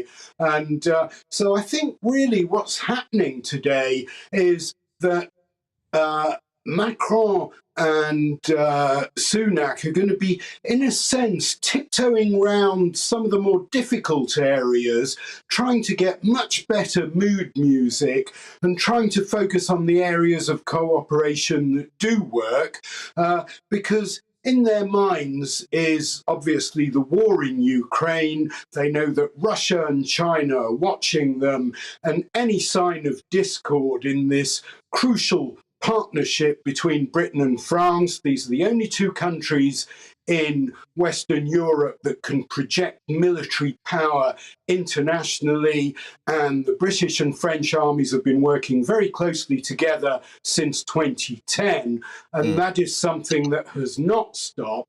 And so I think that this is hopefully the first meeting in a series. You know, your correspondent quite rightly said this is the first Anglo-French summit in 5 years. Well, before that, these summits were an annual feature. They happened every year. And is it that the fact that Macron needs the smiles and the handshakes as much as Rishi Sunak in terms of his position on the international stage because of his difficulties, his domestic political difficulties, the strikes and the social unrest and so on? Well, he certainly wants to show that things are back on an even keel. I think this is, to be honest with you, in terms of the image and PR and so on, it's probably less important to Macron than it is to Rishi Sunak, if only because the migrants and the small boats issue is far more important to Britain than it is in France. It gets a lot more media coverage in Britain. If you believe the polling, British voters are much more concerned about it. And, you know, the French essentially see this as more of a British problem than a French one. And they think it's quite right that Britain should be paying large sums of money for them to police what they see as Britain's border. And the French have repeatedly put forward what they consider ways of tackling the migrant issue differently. They say that one thing that attracts migrants to come to the UK is the lack of ID cards, so they can work more easily on the grey economy. And they've also suggested to the UK that they open centres on French soil where migrants can apply for asylum without having to cross the channel. So, but these suggestions are very, very far from the British government position. So I think there's a lot of clear water between them still. OK, and just to reflect finally on that, any suggestion of some kind of bilateral return channel for those people to come back across the channel, that wouldn't be accepted in terms of public opinion there? Well, I don't think it's a question of public opinion. I think it's got more to do with the French government position and Macron's ferociously pro-EU policies, because he sees the EU as an area, France is part of the Schengen visa-free travel area. And so Mr. Macron firmly believes that a returns agreement can only be negotiated with the whole of the EU rather than bilaterally with France. And I was discussing this with one of Macron's aides this morning, and he pointed out to me that viewed from the French side, it's somewhat ironic that Britain did have a returns agreement under the Dublin Accords before Brexit, and it's now struggling to get back to that. Interesting observation. David, thank you for joining us in Paris and updating us. And, of course, we await that news conference coming up at 2 o'clock UK time. Thank you very much indeed. Now, we were warning you about the blizzard on the way yesterday. It seems we got our forecast dead right, because the heavy snow has caused school closures, major difficulties for motorists, up to 7 hours stuck on motorways and 17 miles of congestion on the M62. Trains being diverted or even stopped. I think the Trans-Pennine route's still at a halt, and many airports closed and then reopened. Well, let's get the latest now in West Yorkshire, because Paul Hawkins is still there for us, dressed appropriately. And Paul, it does look magnificent, but behind the wonderful snow he's seen some real problems for people trying to get from A to B. Yeah, absolutely. Look, they've done a pretty decent job here of clearing the A roads and the motorways using gritters and snow ploughs. If we just have a look at the M62, which was, of course, the motorway just behind us here, overnight, this was pretty chaotic. They'd closed parts of it. There were people leaving their vehicles by the side of the road. There were some jackknife lorries, etc. People stranded in their cars. In the last few minutes, the last couple of emergency vehicles down there on the motorway moved away. They reopened the lane on the far left, heading out east towards Huddersfield and Halifax. And now the traffic moving much more freely, and also moving freely in the other direction, heading west towards Rochdale and towards Manchester, so moving much more freely on the motorways and on the A roads. But the B roads are still covered with a lot of snow, and they're proving pretty difficult to get past. People seem to be heeding the warnings. This road behind us is cleared, and in fact it's a vehicle just approaching from the right here, but that's been a rarity in the last sort of half an hour or so. So people seem to be staying at home. You know what, Mark, you forget that when it snows, and there's snow like this, it's really quiet as well. It kind of insulates the landscape, if I will. In fact, just to my right, look, here come a couple of all-terrain vehicles just passing. This is how some people are getting by today. They look like they're having a terrible time there on those all-terrain vehicles, whizzing around over the landscape. And there goes this fella on his way. In fact, if you look into the distance, they haven't ploughed on the other side of the bridge, but the sun has melted away some of the snow. So it'll be interesting to see how far that vehicle gets, and whether he decides to turn around and come back, because really past those windmills there isn't really much of a road. But there's disruption still on some of the airports in the area, the Birmingham, Liverpool, also Leeds, Bradford. Disruption on the trains as well. In terms of the weather overnight, no more snow. There he goes, he's turning around. In fact, as we look, he's changing his mind there. In terms of the weather overnight, it will drop. He should have been, and to be honest, I should have been taking my own advice yesterday as well, because we were trying to get through that weather and we got stuck in it. But In terms of the weather overnight, it's going to be really cold, Mark. It's going to drop to -10 in this part of the world, -7 as well. So the big fear overnight will be these wet roads, ice in the morning tomorrow, and then it's going to remain cold through tomorrow. There are 4 yellow alerts in place from the Met Office across the country. Sunday, there's going to be a few flurries by the way, Saturday night into Sunday across the Midlands, and then that'll kind of move away. Sunday is when it will start to thaw out and the air itself will get a little bit warmer, but for now it's going to remain cold, and where there is sort of this 10 inches of snow, that's going to remain in place for over the weekend really. And that seems to have been the problem, as you were explaining on that M62 behind you there. It was literally the amount of snow that dropped in such short a period of time on a really sort of concentrated area. Yeah, absolutely. And you hear the warnings, and people around this part of the world, they have seen worse storms before. So you kind of take it with a little pinch of salt. Yeah, they always say it's going to be bad. It'll be fine. But as we found out last night, in a very short space of time, it suddenly gets pretty hairy, and suddenly you find the wheels on your car are spinning. You're going nowhere. You're worried about drifting back downhill and you're stuck in traffic. So it can get pretty scary pretty quickly. But, the authorities dealt with it, and luckily there were no serious stories of anyone getting in any real trouble. We've made it through, and that's just about waiting for it to thaw out from Sunday onwards. OK, Paul, thank you very much for updating us there in the wilds of Yorkshire. Let's now speak to Paul Beecher, who's Network Manager of National Highways, who was updating us a little earlier in the week. Well, Paul, you were warning us, of course, and as we saw there in Yorkshire on that M62, it really did catch some people out. Just to speak specifically about that motorway, a lot of people saying, why were we left stuck here for 7 hours? What did actually happen on that stretch of the motorway, do we know? Yes, good afternoon, Mark.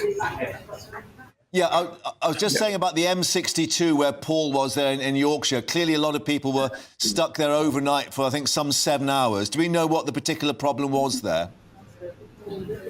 Yes, it was the amount of snowfall that came in such a concentrated area. Throughout the afternoon yesterday, we'd commenced quite a few salting runs, gritting the surface down, and we'd actually made the proactive decision to sort of close off some of the outside lanes in order to keep a steady stream of traffic. But certainly one of the key indications today has been that it's about the egress off the motorway and onto local roads. Of course, the two go hand in hand, and if issues appear on local roads and traffic can't egress, we then get the queues emerge on the motorway.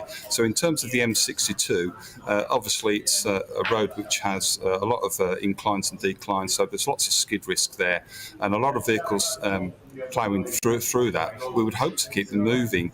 However, unfortunately, it only takes the minor events, the normal sort of breakdowns, the slowing down of traffic to make the situation progressively worse. And of course, our messages were really to try to essential travel only, really. Try to postpone the journey if necessary, but we do appreciate it's been some very difficult and challenging conditions on the M62.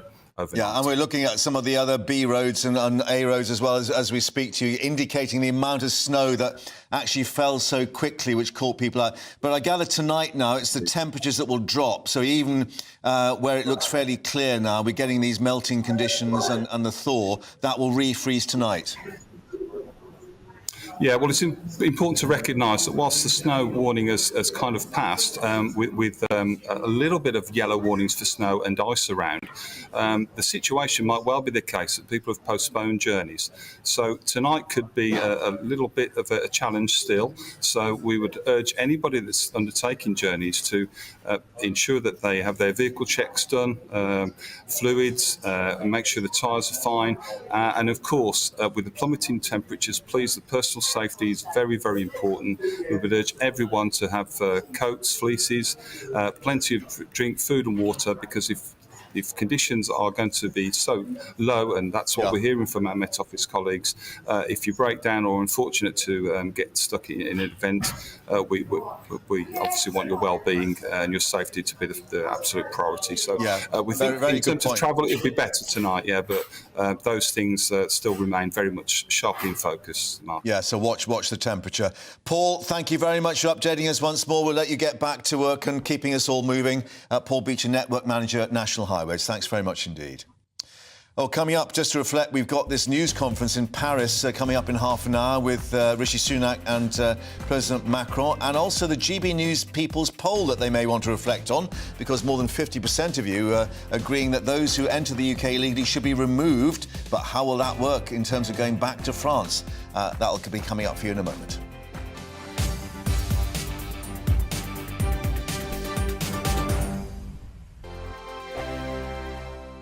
You've probably seen politicians interviewed 1,000 times, but we do it differently. We find out who they really are, we don't shout, we chat, and hopefully we bring a bit of light, not just heat. Did you know Kate Moss? Apparently. Do you have a pair of jeans or a pair of jeans? No, of course I don't. What would I do with them? My friends are like, oh my God, what's she doing now? Join me every Sunday at 6 for Gloria Meets, only on GB News, the People's Channel, Britain's news channel. I'm Jacob Rees-Mogg, the Member of Parliament for North East Somerset and a former government minister. For years, I have walked the corridors of power in both Westminster and the City of London. I campaigned in the largest democratic vote in our island story. I know this country has so much to be proud of. We need to have the arguments, the discussions on how we make it better. The wisdom of the nation is in its people. Vox Populi, Vox Dei. That's why I'm joining the People's Channel. Join me Monday to Thursday at 8 p.m. on GB News, Britain's news channel. Here on GB News Live, we'll be keeping you in the picture, finding out what's happening across the country and finding out why it matters to you. We'll have the facts fast with our team of reporters and specialist correspondents. Wherever it's happening, we'll be there from 12 noon on TV, radio and online. GB News, the People's Channel, Britain's news channel. I'm Andrew Doyle. Join me at 7 o'clock every Sunday night for Free Speech Nation, the show where I tackle the week's biggest stories in politics and current affairs with the help of my 2 comedian panellists and a variety of special guests. Free Speech Nation, Sunday nights from 7 on GB News, the People's Channel, Britain's news channel. I'm Michael Portillo. Join me on GB News on a Sunday morning for topical discussion, debate, arts and culture, and sometimes even ethical dilemmas. I don't always agree with you, Michael. Michael Portillo, Sundays on GB News, the People's Channel, Britain's news channel.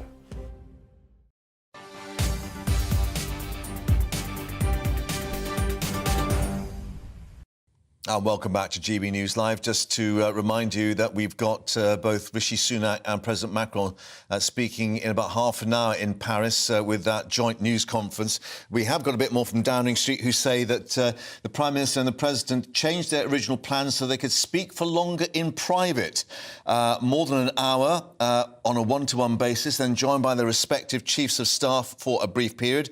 And yes, illegal migration was on the agenda. Well, let's actually reflect on our latest People's Poll that is out now, because after the government's introduction of that illegal migrant bill and the ongoing row, of course, with Gary Lineker too, when asked on whether people arriving in the UK illegally on small boats, for instance, should be removed from the UK and then blocked from returning, well, 52% of those polled agreed with that. When asked about whether Rishi Sunak or Keir Starmer could be trusted to most manage the small boats crisis, 16% saying Rishi Sunak, 14% saying Keir Starmer rather, but 40% saying none of the two could be trusted to manage that particular problem.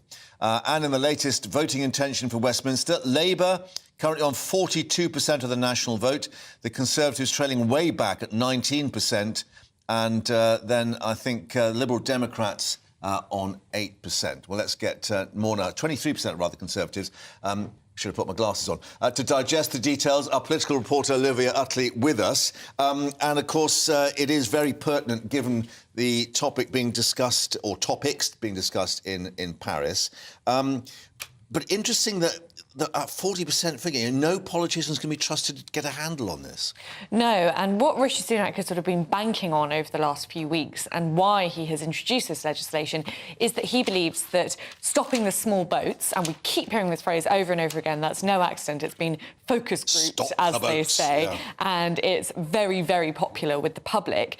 Rishi Sunak believes that he can draw a line between himself and Keir Starmer by being serious about this, by being showing that he's acting on this, because when Keir Starmer laid out his 5 pillars for government, or whatever he called it, it wasn't listed, a few weeks ago, it wasn't listed at all. So Rishi Sunak is hoping that this can be an area which he can really own. But the issue, as you say, is that he's not necessarily really trusted to actually get a grip on it. The legislation that he's laid out makes all the right noises, but people instinctively are beginning to see the holes in it, and there are quite a few holes. One of them is that what happens to these people after 28 days if it turns out not to be possible for whatever reason, for example, a court case, not to send them to Rwanda or another third country. Are they to stay in the UK? If so, obviously that puts a lot more pressure on hotels. The Telegraph's reporting today that the Home Office is looking for £2 billion to house migrants staying in hotels temporarily, and obviously that has a huge impact on the area as well. And I think those that have flown back to Albania, the airfares cost more than a first-class return to New York. I mean, it's just staggering figures, isn't it? You know, when you think this is actually our taxpayers' money going on this. Absolutely, and that's all once you get over the hurdle of assuming that you'll actually get people over to Rwanda, because as we've seen so far, these cases just keep being held up in the courts. And although the Supreme Court has ruled that the policy itself is lawful, it has said that each case will need to be reviewed on a case-by-case basis. So there's every chance that lots of these migrants just end up stuck in the court system with nowhere to house them. So although Rishi Sunak is making the right noises, and perhaps people understand and appreciate that, he hasn't managed to fool people that he knows precisely what he's doing and how it's all going to work. The quotes just remind people from Prime Minister's questions earlier in the week. We are on the side of the people, the people's priority. That's the message that keeps pushing. But clearly, in terms of the mechanics of getting the illegal migrants bill into action, if you like, one of the things would be, as people suggested, well, just send them back to France.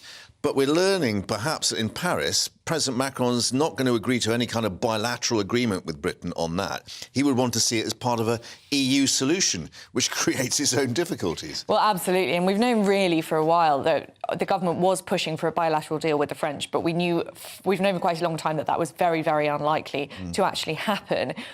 There is a hope sometime in the future, but Rishi Sunak isn't sounding too bullish about it, of some sort of EU-wide agreement, something relatively similar to the Dublin Agreement, but hopefully more effective, because the Dublin Agreement wasn't actually that effective when we were inside the EU. And Rishi Sunak is hoping that the Windsor Framework, obviously, has helped to... This is the cross-border trade issue with Ireland. The cross-border trade issue with Ireland has managed to soften relationships between Britain and the EU. So Rishi Sunak's hoping that has laid the groundwork for some sort of EU-wide deal. He's also hoping that this money that he's promising to Macron to help police the beaches in France to stop migrants coming over will also butter Macron up, if you like, to perhaps at some point be willing to consider an EU-wide returns deal on migrants, but we're certainly not there yet. A buttered Macron. Well, there's a thought. Well, we shall see if he's been buttered up to 2 o'clock. Of course, we've got that joint news conference. Olivia, for the moment, thank you for that. And, of course, yes, we will have more from Paris and, indeed, from Downing Street, which says that the two leaders were in talks for an hour, one-to-one basis. So we may actually learn a bit more at 2 o'clock. Also coming up, we'll update you on the awful shooting in Hamburg, an unborn child, one of the victims of that shooting. All that coming up, but first an update on the headlines with Rhiannon.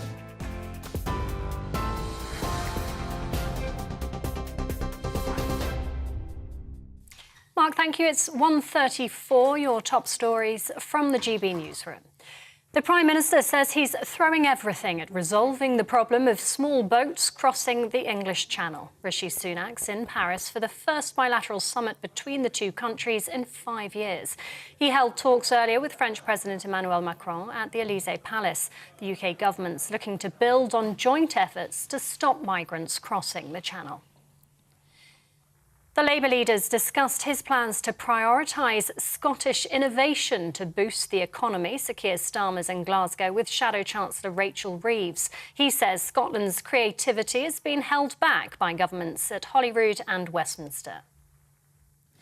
Drivers have been left stranded for hours this morning with heavy snowfall holding up traffic. Storm Larissa hit the UK overnight, causing flights to be suspended and rail services delayed as fallen trees blocked some lines. The Met Office has yellow warnings for snow and ice in place for parts of the UK over the weekend, and people are being urged to only travel if necessary. And Hamburg police have named the man behind a mass shooting at Jehovah's Witness Hall in the city as 35-year-old German national Philipp F. At least 8 people died, including a woman and her unborn baby. The gunman acted alone and killed himself. Police say he was a former member of the community. He had no criminal record and possibly suffered from mental illness. TV, online and DAB+ radio, this is GB News. Don't go anywhere. Mark, we're back in just a moment.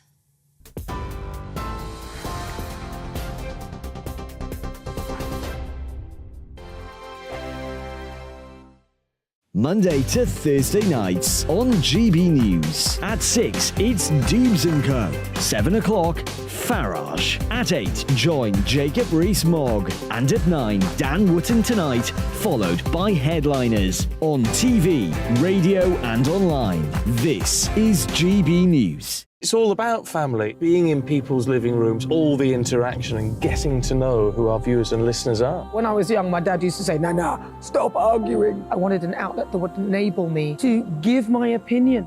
People are going through a really hard time right now, and I know that you don't feel like you're being listened to by the establishment. I came to GB News because it's the People's Channel, and I want the audience to have their say on the events of the day. We're dynamic. We do something different. Democracy shows that the wisdom of the nation is in its people.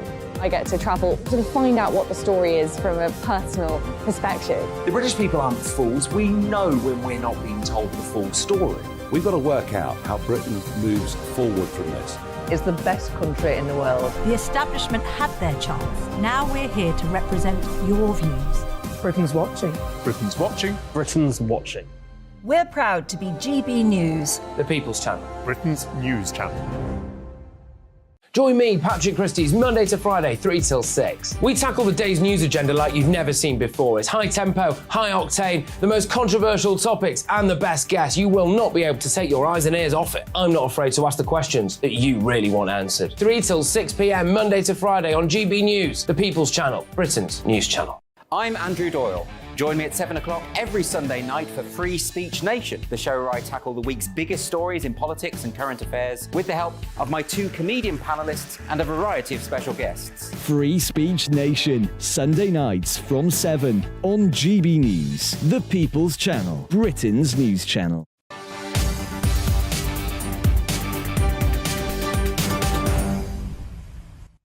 And welcome back to GB News Live. Let's update you now on these awful events in Germany. And police say that a gunman who opened fire at Jehovah's Witness Hall in Hamburg was a former member of that congregation. Well, 8 people, including, I'm afraid, an unborn baby girl, killed in that shooting late last night. Our security editor, Mark White, has the details. As gunfire rang out from inside this Jehovah's Witness centre, police were on scene within minutes, as the building is just over half a mile from Hamburg's main police headquarters. Local officers were quickly followed by specialist firearms teams as they pushed into the hall just after 9 p.m. local time. Inside, they were faced with the horrifying sight of multiple gunshot victims. Some had already succumbed to their injuries. Officers managed to carry others outside to waiting medics. As police were inside the building, they heard another shot and found a body upstairs. They believe maybe the gunman. Officers on the scene immediately tried to get into the building, but it was locked. They had to fire weapons to break the lock and gain entry. As they were heading inside, they continued to hear sounds of gunshots. The officers saw a man who ran upstairs, a man they believed to be the suspect. He was later found deceased upstairs. The exact motivation for this attack is still unknown, but the gunman, named by police as Philipp F., was a member of this congregation until he left after a dispute with others here 18 months ago. Among those killed, an unborn baby girl, a tragedy which has shocked the local community. We heard gunshots. I know what gunshots sound like. And the 12 continuous shots. I thought it was something at the construction site here, but then it's supposed to have been somehow at the petrol station or next door at the Jehovah's Witnesses. We took some pictures and saw people being taken away in black bags. That's all we saw. I didn't realise at first what was happening, and then I filmed it with my phone, and through the lens I realised that someone was shooting at the Jehovah's Witnesses, and while I was filming it, I realised what was unfolding. Today, police forensics teams have begun a detailed room-by-room search as they piece together the exact sequence of events here.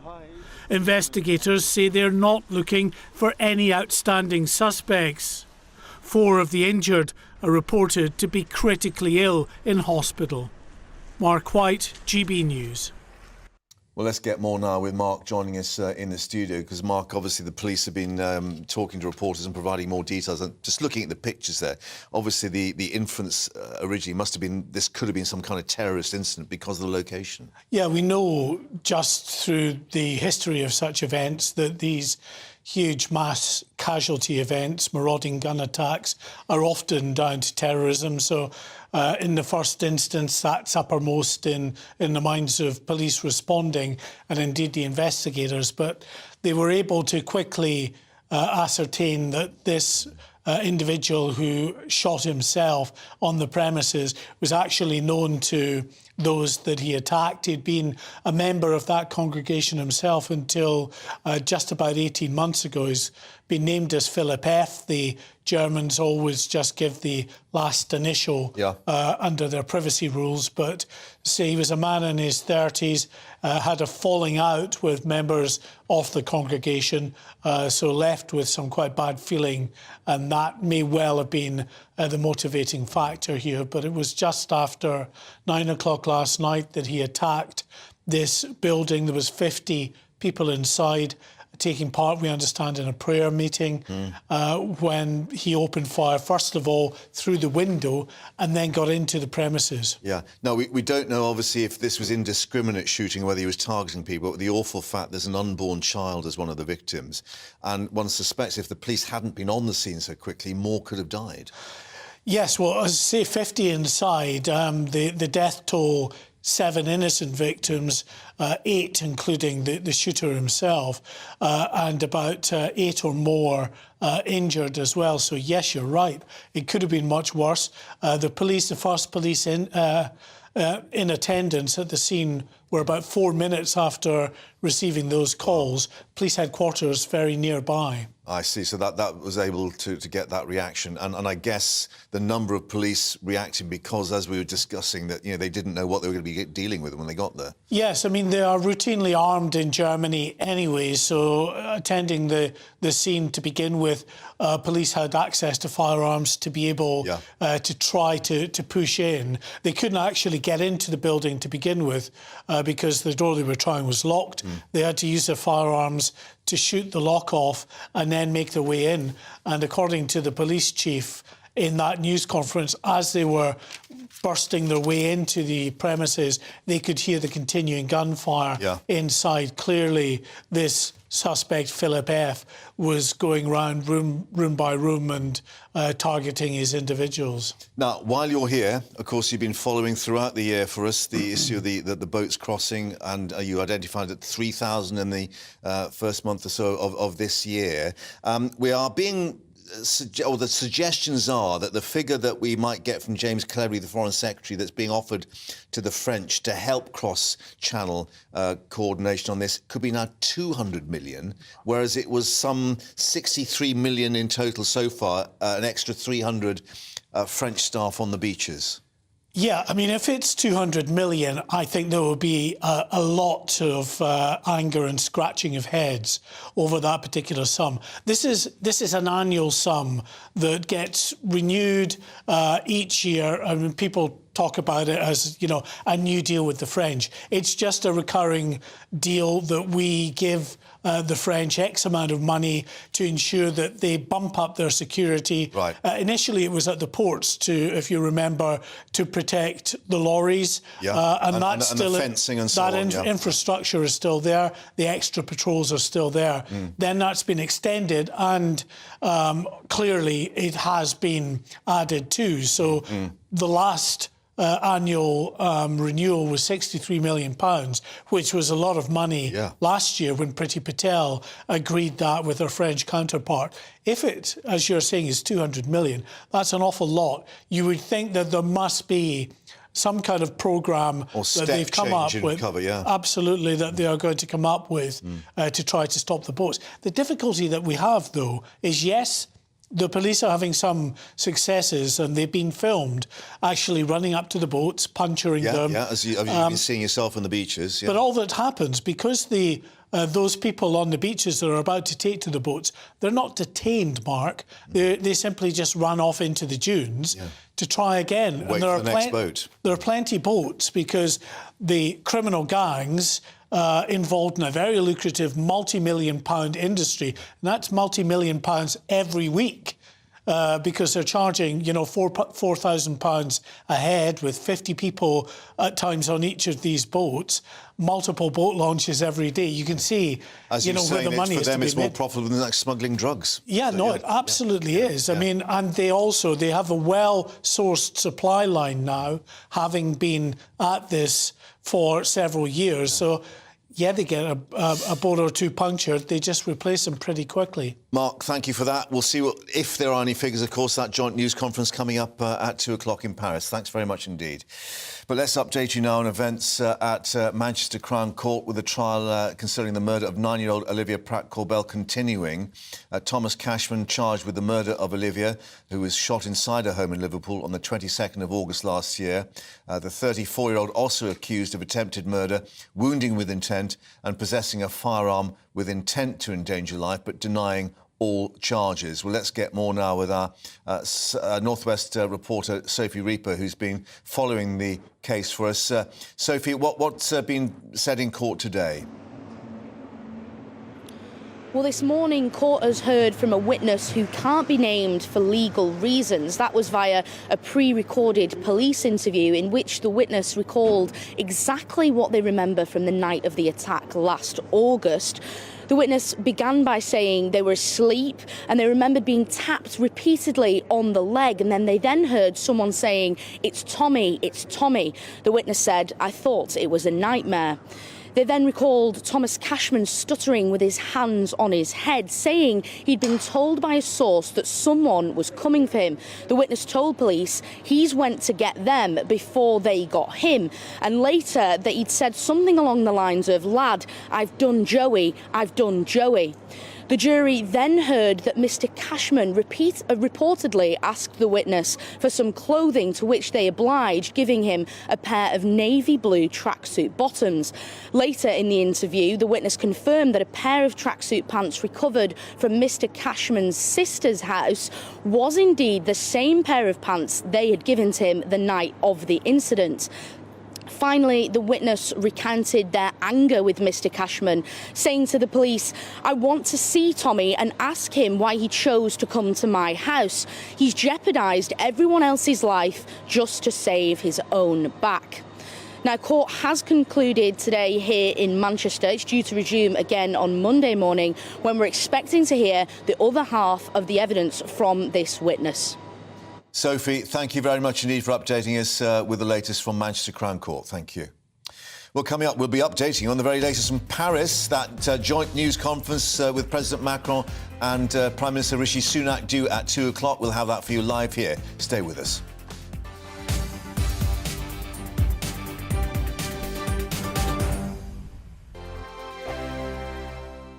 I joined GB News because I was sick and tired of not hearing my views being represented, not just mine, but so many people that I knew and spoke to. I just couldn't get my voice out there. I couldn't say anything. I couldn't do anything. Whatever the narrative was, I kind of had to follow it. GB News is there to provide a voice for those who have been ignored by the establishment media. We think different things, we've got a different style. GB News is here to be optimistic and positive about the future. It's real kind of dynamic and flowing, with the audience very much at the heart of it, like a big family. Here at GB News, we talk about the things that matter to you. Hearing the voices from right across our towns and cities, especially our towns. All sides of the argument represented with a heavy dose of opinion. We're on a mission here to make a difference. And the GB News family really is here for you, and whatever time of day you can watch or listen. Britain's watching. Britain's watching. We're proud to be GB News, The People's Channel. Britain's news channel. Hello, I'm Michelle Dewberry, and you can join me every weekday 6 till 7 on Jubes and Kerr. You're an inspiration to us all. Clip that bit up. Well, you are. That's my ringtone. My political ambitions those days are gone, I can tell you. She's only teasing. Go on. He's probably going to want to lay down now. I'll give him 2 minutes to have one. Let's respectfully disagree. That's what we like on Jubes and Kerr. Come and join us. GB News, The People's Channel. Michelle Dewberry, weekday evenings at 6 o'clock. Westminster is going around in ever-decreasing circles, followed by the media. Britain is broken. How on earth did we get into this mess? But more importantly, how do we get out of it? Join me at 7 p.m, Mondays to Thursdays on Farage. Here on GB News, we will have open, rational debate. We've got to work out how Britain moves forward from this. Join us here on GB News, the People's Channel. Britain is watching.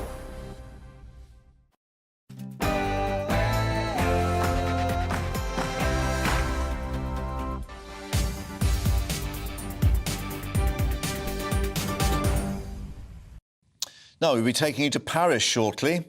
Be nice, wouldn't it? Weekend break. However, more pertinent matters on, because we've got this joint Anglo-French summit taking place, with Rishi Sunak having travelled by Eurostar this morning to meet President Macron. Along, of course, we should update you with the Foreign Secretary, the Home Secretary, the Environment Secretary. It is the first joint summit for some 5 years, but of course key to the negotiations at the moment is the issue of the boats and the cross-channel boats. We'll have a news conference due at 2 o'clock, might be slightly later for you coming up, but Rishi Sunak has already said he's throwing everything at resolving the problem of the small boats crossing the channel, defending the prospect of handing the French government, well, quite a big cheque, some 200 million, some suggestions say, to help to stamp out the cross-channel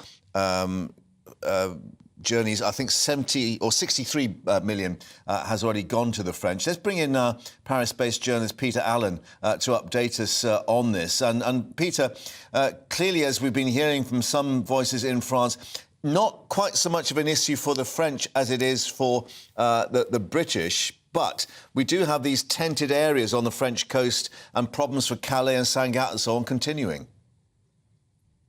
Absolutely, Mark. It's very much a problem for northern France, for the area, as you say, around major ports such as Calais and Dunkirk. Also, I have to say, it's extending further down that northern coast as well, along towards Normandy and Brittany and the like. So you really have got a vast stretch of coastline. France is, of course, a country of immigration. It has 8 borders, land borders. It has vast migrant flows coming in from Africa, and indeed from areas of former colonies, dare I say, of France, such as Indochina, for example. So it's very, very used to all this. And because of that, it doesn't really view the particular situation of cross-channel migration in the same urgent way as the British do. Nonetheless, it is, I would say, the lead item in this this summit today. It's the first one in 5 years. It's an extremely important one.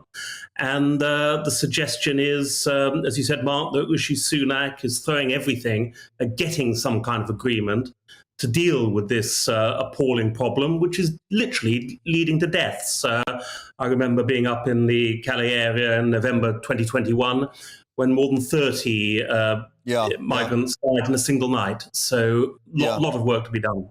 And interestingly, you're mentioning about the coastline, which, of course, Mark White, our correspondent or our editor, has also indicated. I think the last tranche of money bought some 300 extra personnel on the beaches. But, I mean, what you're saying is that, this goes down to what, to Le Havre as far as there? So a huge distance to cover. Absolutely. I mean, you mentioned 300 officers. Just imagine putting 300 police officers between, what should we say, Brighton and Plymouth, and have a think about what they could do to stop boats entering the water. Also, there's a lot of these boats a lot of these people smugglers become very, very sophisticated. They watch the beaches themselves. They see a beach is clear in the middle of the night, 4 a.m, whatever. It doesn't take them long at all to launch a boat. And once they're actually in the water, once the boat is in the water, there's very little the police can do. Added to that, I know Mark was mentioning this as well, they're not detained. Once the migrants are stopped, that's it. They off they go, and they can try again. Another stretch of beach. Yes, you can puncture the boats, but they're not particularly expensive, these boats. And there's a supply of these boats. Evidence is moment they're coming in from countries like Germany. So I won't say it's an impossible problem. It's a very big problem. But just to touch on something you mentioned there about they disappear back into the dunes, as Mark said. I mean, this begs the question, what would happen whether it's a bilateral channel for return or something done on the wider basis of the EU, what would happen physically to those people once they get back onto French soil? Well, this has always been the problem. This problem has been going for years and years and years. I well remember the days when the French used to put the stopped migrants, we won't say detained migrants because they haven't been detained, put them on coaches, drive them to Belgium. They would say that's where they came in. And literally 10 minutes later, they were back in France because they just had to cross the border. They could do that on foot. So that's the huge problem. They've tried, the French have tried deportations back to countries in the past, such as Afghanistan. I well remember flights going back to Afghanistan, and they were actually paying the migrants to take these flights. Of course, what would happen, the evidence would show that within a few months, maybe even a few weeks in some cases, they would be back. And this is the problem. This is the problem with the whole situation. What can you do with so many people who want to test their asylum claims in Britain? Now, the other aspect, of course, is very different mood music to the Boris Johnson time. The tweet from Rishi Sunak earlier, close neighbours, great friends, historic allies. It's great to be in Paris. And, of course, it's all smiles at the moment. But could that change? Could the smiles freeze on the French side, at least, if there's a suggestion that the European Convention on Human Rights will be attacked or at least ignored? Potentially, absolutely. There's a very outspoken interior minister over here who's very, very powerful in the government. That's Gerald Darmanin. And he regularly used to attack what we must call it conservative policies over issues like this. I remember some of Priti Patel's policies for dealing with this problem. Of course, the last Home Secretary, he would shout out that this was a violation of human rights, this is outrageous, and he was criticising the whole British system. He was saying the British system is far too lenient towards new arrivals in respect of allowing people, unchecked, unregulated migrants to work in the economy in Britain. He was saying there's no identity cards in Britain. He was saying, crucially, that there are no safe routes for legitimate asylum seekers. Now, very little has changed since last year, and there's every possibility that if this summit doesn't go according to plan, and there's certain matters which are unresolved, and it looks as though there certainly will be, there could easily be frictions which will launch again. That's not to say that President Emmanuel Macron and Rishi Sunak will be at each other's throats, but there's quite a good chance that French ministers will be very, very unhappy with what is decided today. And absolutely, this entente cordiale, it's always very vulnerable, and it can fall apart at any time, Mark. Yeah, and of course, one reflects this is the first summit, bilateral, of course, with not just the Prime Minister, but we've got the Home Secretary, we've got the Foreign Secretary, Environment Secretary, the first for 5 years. Could this be back to an annual basis, does one think? You would think there's a very good chance. Remember, the 5 years included the coronavirus pandemic. Yes, true. Yeah. It included lots of other hugely divisive issues, fishing rights in English Channel and the like. But it's all about a reset. I've heard that from British diplomatic sources here in Paris, and I've heard that from briefings at the Élysée Palace of the last few days. So yes, reset is the word, Mark. OK, that's great. Thank you very much indeed for your assessment there. Of course, having followed these things for many, many years, and The View from Paris, thank you very much. We're due to get that joint news conference from the Élysée Palace, live to that when it starts. But first, an update on the headlines now at 2 o'clock with Rhiannon.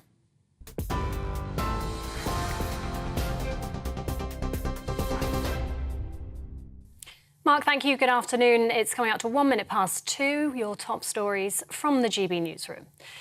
Rishi Sunak and French President Emmanuel Macron are due to hold a joint news conference in the next few minutes. We'll cross live to that as soon as we get it.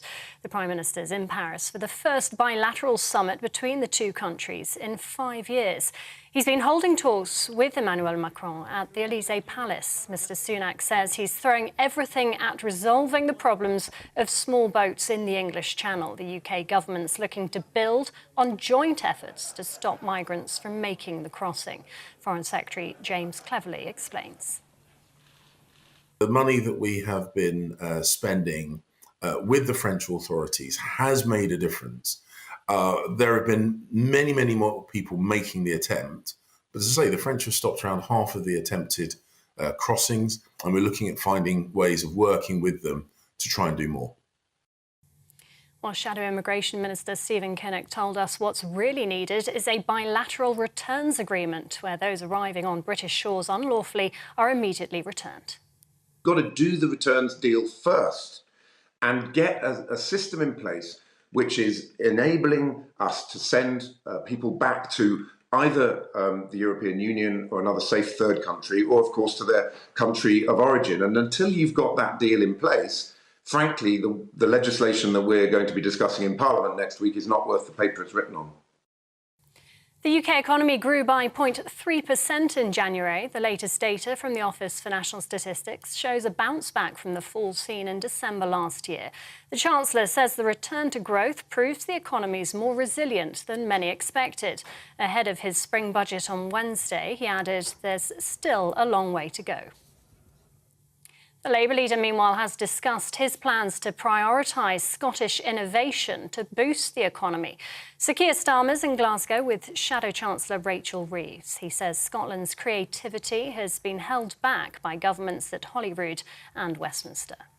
What I want is an economy in Scotland that is bursting forward. We have a mission for the next Labour government to have the highest sustained growth in the G7. For Scotland, that would take us hugely forward with the jobs of the future, the skills of the future. At the moment, the problem we've got is that productivity is low, living standards are low, start-ups in Scotland are failing at a greater rate than elsewhere in the UK. This is, Scotland has a great history when it comes to our economy, so we want to turn that around. Drivers have been left stranded for hours this morning with heavy snowfall holding up traffic. Storm Larissa hit the UK overnight, causing flights to be suspended and rail services delayed as fallen trees blocked some lines. The Met Office has yellow warnings for snow and ice in place for parts of the UK over the weekend, and people are being urged to only travel if necessary. Hamburg police have named the man behind a mass shooting at a Jehovah's Witness hall in the city as German national Philip F. At least 8 people died, including a woman and her unborn baby. Police say the gunman acted alone and later took his own life. His motives are unknown. They say the 35-year-old was a former member of the Jehovah's Witness community. He had no criminal record and possibly suffered from mental illness. Scotland Yard is on a manhunt after a police officer was badly injured and another hurt in an attack in north-east London. The incident followed reports by residents that a man was attempting to force entry to a property in the de Beauvoir estate in Hackney. When the officers confronted the man, he attacked them and fled. Both required hospital treatment and one of them has suffered serious injuries.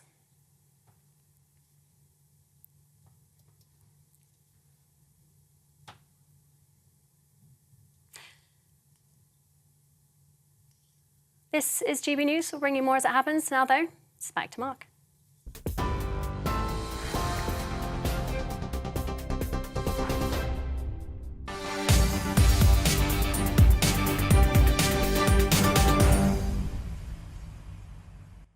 Rhiannon, thank you very much indeed. So the focus very much on Paris this hour because we have this joint Anglo-French summit, the first for 5 years between Prime Minister Rishi Sunak and President Emmanuel Macron of France. Now, they're due to give a joint news conference at the Élysée Palace fairly shortly. That is the scene there with the flags, of course, and the reporters and delegates gathering. But we can tell you that we understand that the two leaders have changed their original plans so they could speak for longer without officials being present at the Élysée Palace. The fact that they spoke one-to-one effectively for more than an hour and were then joined by their respective chiefs of staff. We're being told it was a warm, productive meeting discussing, hold on for this, the upcoming Six Nations match, having exchanged signed shirts. Another, perhaps, bit of evidence of the Entente Cordiale returning, but both agreeing then on the need for further collaboration on a range of issues, including defence, energy security and, yes, illegal migration, because clearly that is the focus on what will be agreed on the small boats issue, particularly because suggestions from James Cleverly, the Foreign Secretary, who spoke to us here on GB News earlier today, that more money will be made available to the French to actually tackle the problem. Just to remind you, currently some 63 million having been sent to Paris to actually control the coast. That could rise to 200 million. Well, Olivia, our political correspondent, is here in the studio, and inevitably the question will then be asked, what do we get for our money? Well, exactly. And what Rishi Sunak and James Cleverly are arguing is that the money that we've spent over the last 7 years, which comes to around 232 million, has been well spent because it has helped to break up some of the criminal gangs in France that are helping smuggle people over to the UK. But if you just look at the bald figures, it doesn't seem to have done that much at all, because we've been pumping all this money into helping the French police the beaches. And what we've seen in the last 5 years is an astronomical rise in the number of small boats coming over. So there are plenty of people, including quite a lot of Conservative MPs, who say that this money could be better spent elsewhere. Ian Duncan-Smith, for example, has said, what about drones? What about investing in technology rather than simply subsidising the French police as they see it? As we're hearing from Peter Allen in Paris, you know, it's now stretching all the way down to Le Havre, hundreds of miles of coast. So the extra 300 French officers, of course, that's a huge area for them to cover. Exactly, and it does seem a bit like a sort of drop in the ocean.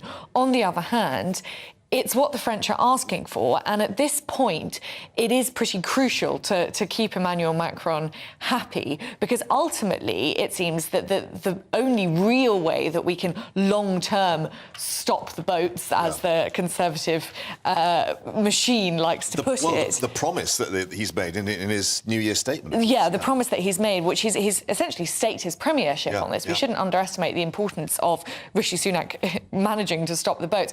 Ultimately, the best way to do that is to agree some sort of returns deal with the EU. Originally, Rishi Sunak wanted to agree some sort of bilateral deal with France. That now is off the table. But some sort of deal with the EU whereby Britain can send migrants back to the EU countries they came from would actually do a lot to tackle the problem. Now, we're not seeing, there's no sign of an imminent deal, but Rishi Sunak's calculation may be that if you sort of pay Macron, if you agree to some of his terms, if you try and make this work, then you're laying good groundwork for some sort of EU-wide deal in the future. I'm looking at how the sort of chess pieces then move across the board, because, of course, the illegal migration bill, part of that would be return to a safe third-party country. You would need that channel, and therefore, in terms of the EU involvement, obviously the routes would be decided as to which way they go back. But we're hearing again from Peter Allen, they've tried this. They've tried taking people back across the border into Belgium, and they just come back once more. So the question's still, how do you make it work on the ground? Well, absolutely, and there are myriad problems with the legislation which the Conservatives have put forward, which is having a second reading in the Commons on Monday. And actually, it's been quite useful for the Conservatives that there's been this whole furore over Gary Lineker, because it served as a distraction to some of the real logistical, practical problems with the bill. One of which is, well, we've got this deal with Rwanda. That's all very well, but Rwanda can't hold a never-ending number of refugees. Well, we've still got to hear the details, but we are seeing, I think, them just coming into the room, heading for that dais. Just to remind you, this is the Elysee Palace news conference, where we are about to hear from Rishi Sunak and from Emmanuel Macron. After, as we were saying, an hour meeting, we're being told, one-to-one, without their advisors. He's changed his suit. He's gone from dark blue to... it's not him. No, they're still in the dark blue. There we are. Put my glasses back on. So let's hear from the two leaders in Paris.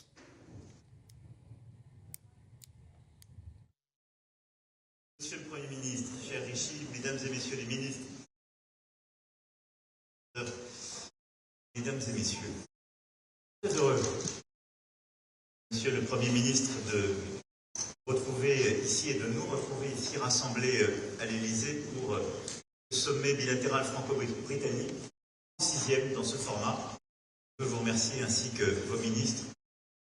Le travail fait avec l'ensemble des équipes pour parvenir à la déclaration commune et robuste. Les bons échanges que nous avons eus durant la matinée et à l'instant avec nos ministres. 5 ans se sont écoulés depuis... Well, clearly, the French president speaking in French. We'll have a translation for you immediately, but of course these are introductory remarks. But we understand there will be a joint statement as such, as well as an indication as to the areas that they were discussing. Just to remind you, it's not just about, of course, the issue of the illegal immigrants and the so-called small boats, but they are addressing the whole issue of Ukraine and security and trade as well as apparently the rugby shirts that were exchanged ahead of the Six Nations clash with Twickenham on Saturday. But here we are, we now have the translation for you. De reconnexion et de nouveau départ. And of a new beginning. Il marque une volonté It commune marks a shared will to speak to one another, to better coordinate and build together new prospects in this context. And I believe that the will that you clearly expressed and that we discussed jointly together, and what our governments have worked on, what we managed to create, the meetings with our business leaders and the young leaders goes in that direction. The common purpose that appeared to us as self-evident in the new European and international context that we're seeing, placing Europe faced with new responsibility, both of us permanent members of the UN Security Council, NATO members, equipped powers with shared interests. We want to work together and build concrete solutions for our future. In this respect and in this context, I'd like to welcome the new turn that was taken and your resolve to re-engage with the EU, and congratulate you for the Windsor framework that was concluded with President van der Leyen. Now, this new beginning, we'd of course like to continue and take full advantage of it to coordinate more in support for Ukraine. I believe I can say we share the same assessment, the same resolve. Russia cannot and must not win this war. We've been helping Ukraine and the Ukrainian people from day one to resist humanitarily, militarily and economically, and we're doing everything so that this war doesn't spread globally. We've decided on concrete action together on the training of Ukrainian military and high-value segments, and together we want to prepare the coming weeks and months with a shared conviction is that we'll have to find an outcome to this conflict. We must place our Ukrainian friends in the best possible situation so they choose the moment of and the terms of the discussions that will have to be led. In the way we lead the operation, there's this resolve to build a lasting and acceptable peace in line with international law and the interests of the Ukrainian people.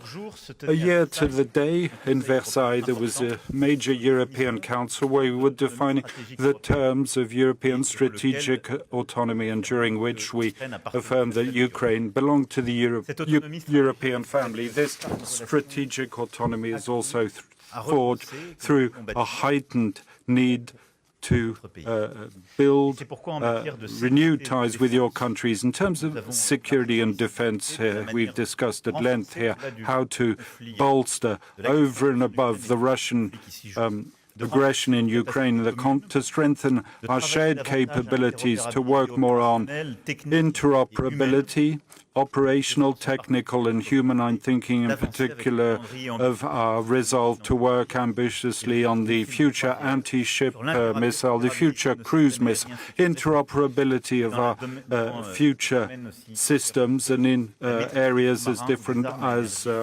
mastery of the seabed or energy-directed weapons. And so the strengthening of these capabilities is key, and it's also that we wish to build, to think also the terms of tomorrow's European security, to have a genuine legal framework and capabilities for our anti-missile protection, and to build what will happen after the decisions taken on New Start. You'll have understood our commitment is to work now for our continent in order to develop a common strategy, to strengthen our cooperation, do that in areas that are absolutely key for our countries. I'll just cite a few.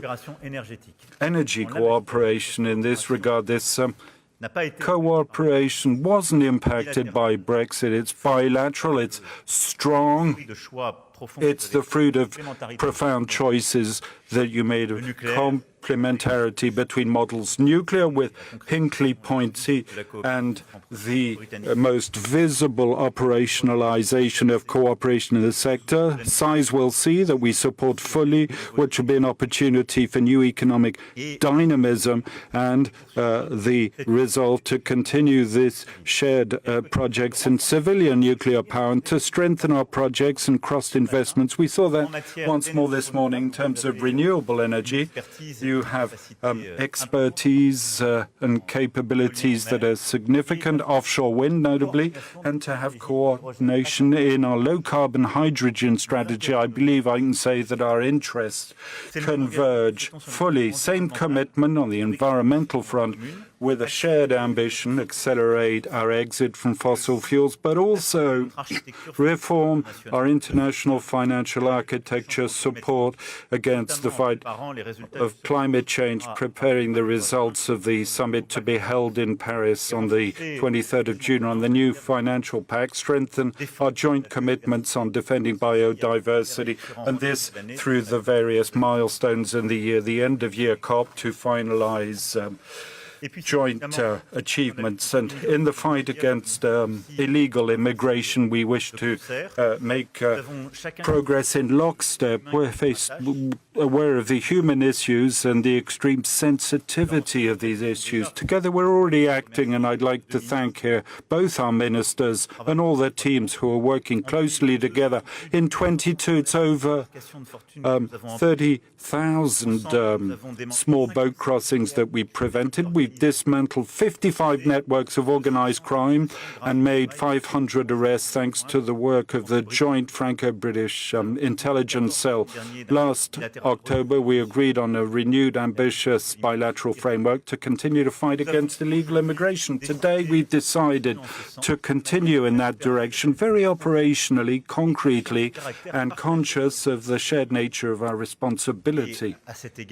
And in this respect, what we've decided decided is heightened coordination on our activities. New initiatives compels each of us, and we must act together in a fully shared framework, but also to be able to do this with all the Europeans who are concerned by the transit and crossings, and with some countries from which the traffic is organized. And in this regard, the Calais Group, that's a relevant forum for coordination, and both our ministers are working closely on that, and they'll be holding forthcoming meetings on that. But we'd also like to engage several countries of origin involved in the illegal trafficking networks. We've agreed on the need to heighten our intervention and surveillance capabilities, and we also decided to strengthen multi-year funding to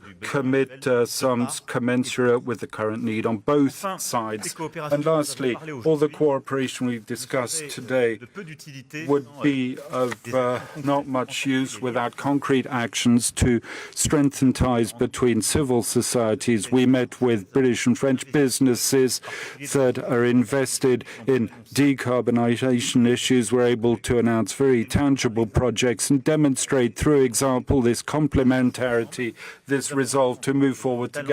We also met with young Franco-British talents looking very promising, and they will be the players of our Entente Cordiale. It was vital that they should be part and parcel of this summit, and it's in that same spirit that we've committed to greater cooperation between our museum, our young, our athletes, our schools, notably with a commitment to facilitate school trips between our two countries. Those are some of the issues of this 36th Franco-British summit, but you'll have understood that it wasn't a summit like just any other, and that given what has happened these past few years, and that the time, the planet and the continent are living through, it's a summit of a renewed ambition, and before even more ambitious concrete achievements. Thank you, Prime Minister, for being in Paris today.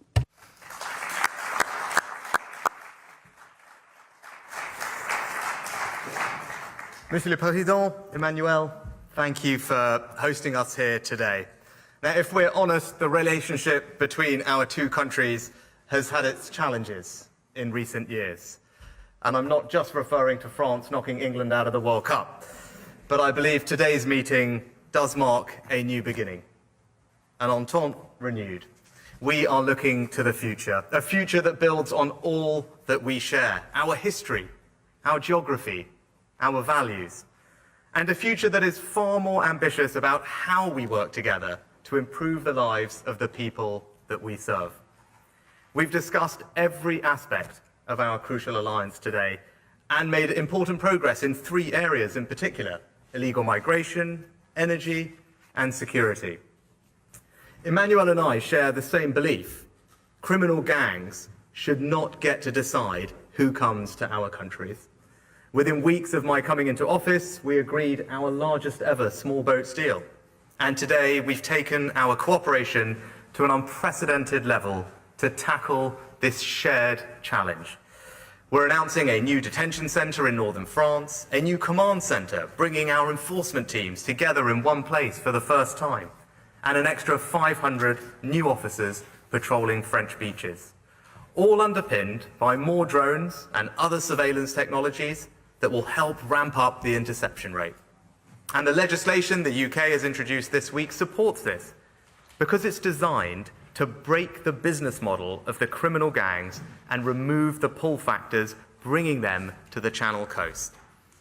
Now, we will always comply with our international treaty obligations, but I am convinced that within them that we can do what is necessary to solve this shared problem and stop the boats. Second, the UK and France are working together so that never again can the likes of Putin weaponize our energy security. You are helping us to secure our supply of nuclear power thanks to EDF's incredible work at Sizewell C. And through our ports and interconnectors, we can be Europe's gateway for non-Russian gas. But today we are going even further with an ambitious new energy partnership. We've signed a new deal on civil nuclear cooperation, agreed that France will examine the case for new energy interconnectors and committed to work together on low-carbon energy.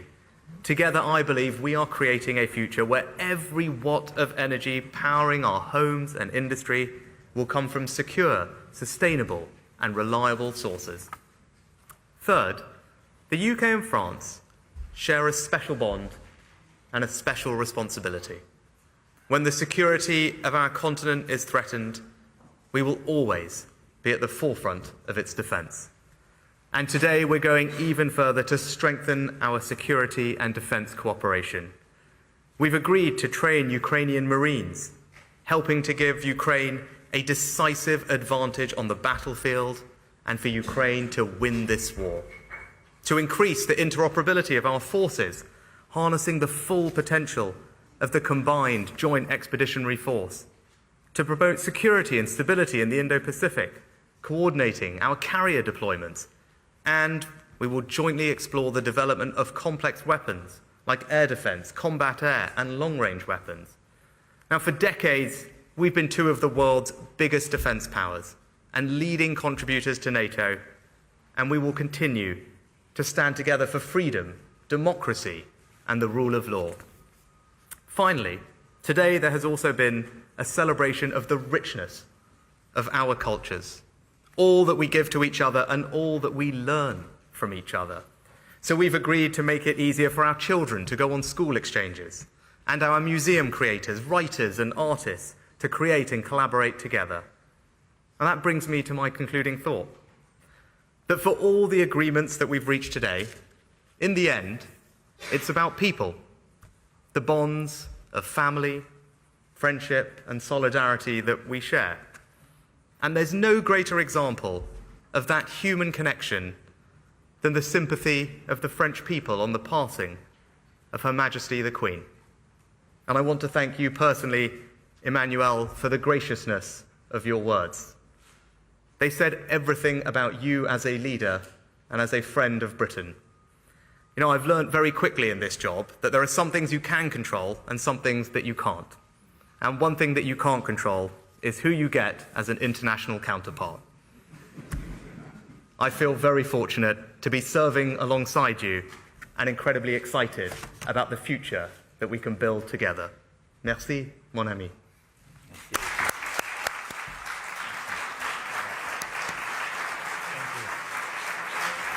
Thank you.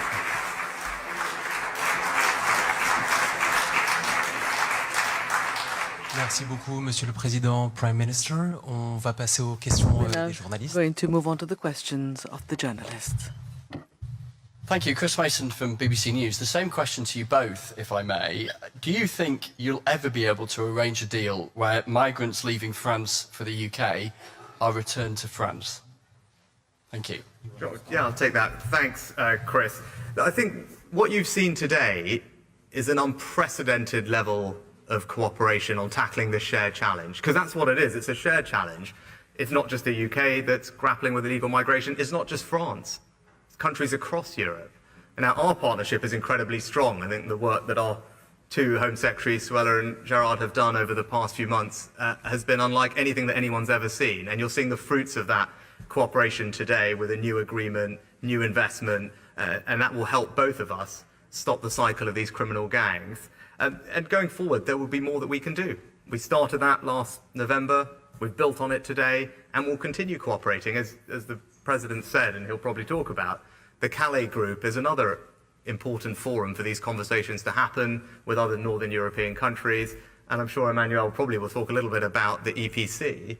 And as we think about future cooperation between the UK and other countries in Europe, what the President has set up as a new forum for that engagement to happen, and illegal migration, I'm certain will be one of the topics that we will discuss when we come to that meeting that we'll be pleased to host next year in the UK, and obviously is happening this year elsewhere. Yes, thank you for your question. First, I think we focus on what we have to do on the short run to prevent precisely these migrations and to try to dismantle all these groups, these networks and these smugglers. And I think the level of ambition of this new plan is exactly what we need. This is what we can do at the bilateral level. Second, this is not an agreement between UK and France, but an agreement between UK and the EU, because Dublin Agreement are no more in a situation to be implemented. So this is something now to be negotiated. Third, as Mr. Prime Minister just further said, we do believe that the right way to approach this migrations is a broader space. Western Balkans, European Union, and not just France and UK, have to work closely together in order precisely to dismantle these groups and to be more efficient regarding this phenomenon. And this is why it's part of the key topics we have to discuss in the framework of this European political community. And our perspective is to have concrete discussion in June in Chisinau, in Moldova, and indeed, next semester we will have in Spain, and the semester after in UK. So we want to follow up. Question suivante pour la partie française. Following question on the French side. Bonjour Monsieur le Président, Monsieur le Premier ministre, Francesco Fontemaggi pour l'agence France-Presse. Le Kremlin a dit voir la main étrangère et particulièrement occidentale derrière le mouvement de protestation des derniers jours en Géorgie. Quelle est votre réponse à ça et voyez-vous en retour la main de Vladimir Poutine derrière le projet de loi gouvernemental que la Géorgie a finalement dû retirer? Et si je peux sur l'Ukraine, conditions à créer pour une created for a future peace. Are you on the same wavelength when it comes to the necessity of a negotiation? Mr. Sunak, do you share this idea of the President? On your first question, there's a tendency that isn't new in the Kremlin, which is to consider that any population movement is manipulation coming from outside, because the deep conviction is that, in fact, there's no public opinion or no free people.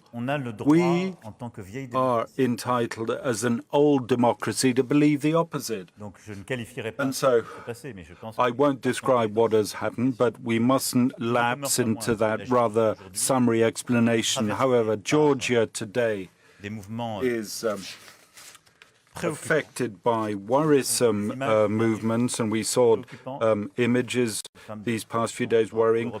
A young woman carrying the European flag who was pushed around, to put it mildly, and that cannot leave us indifferent, as both of us, as Europeans. Our resolve is to assist Europe public opinions as freely as possible, to express their views, and countries to conduct in a sovereign fashion the course of their existence. Georgia is subject to very strong pressure, and I hope it can find the path to greater calmness, which is compatible with the European prospect that we held out to it. I would add also in this regard that that peacemaking initiatives be taken by the government. Former political leaders held in poor health should be released so that we can take into account their state of health, and that the situation becomes calmer in regard to tensions. We'll return to that in the coming weeks. For Ukraine, short term, our goal is to help Ukraine conduct the counter-offensive that it wishes to conduct. The priority is military. I've always said for my part that our prospect was indeed that there should be a lasting forged in conditions that Ukraine will choose, and our duty is to place it in that situation. Thanks. And I think I agree with Emmanuel. So let me just be unequivocal about this. We want Ukraine to win this war, and we're absolutely united in that. And right now, that means providing them with the support and the capabilities and the training in order to mount a counter-offensive and have decisive advantage on the battlefield. And that's what you've seen from the UK, from France, from other allies, whether it's through the provision of main battle tanks, longer-range weapons, as we've announced today, training of Marines. These are all things that will help Ukraine win this war. gain that advantage on the battlefield, mount a successful counteroffensive, and that's what we are channeling all our energies towards. And with regard to the future, I think I agree with what Emmanuel just said there. Ultimately, that is a decision for Ukraine to make. It's not a decision for us to make for them. Our job is to put Ukraine in the strongest possible position. And that is what our conversations today have been about. That's what our defense ministers spend an enormous amount of time coordinating. And I think actually the announcements that you've seen from us today around training Marines, helping with the provision of ammunition, are very tangible examples of our commitment to deliver Ukraine that advantage. And that is where all our focus is going to be over the coming weeks and months. Question suivante pour la presse britannique. Question for British press.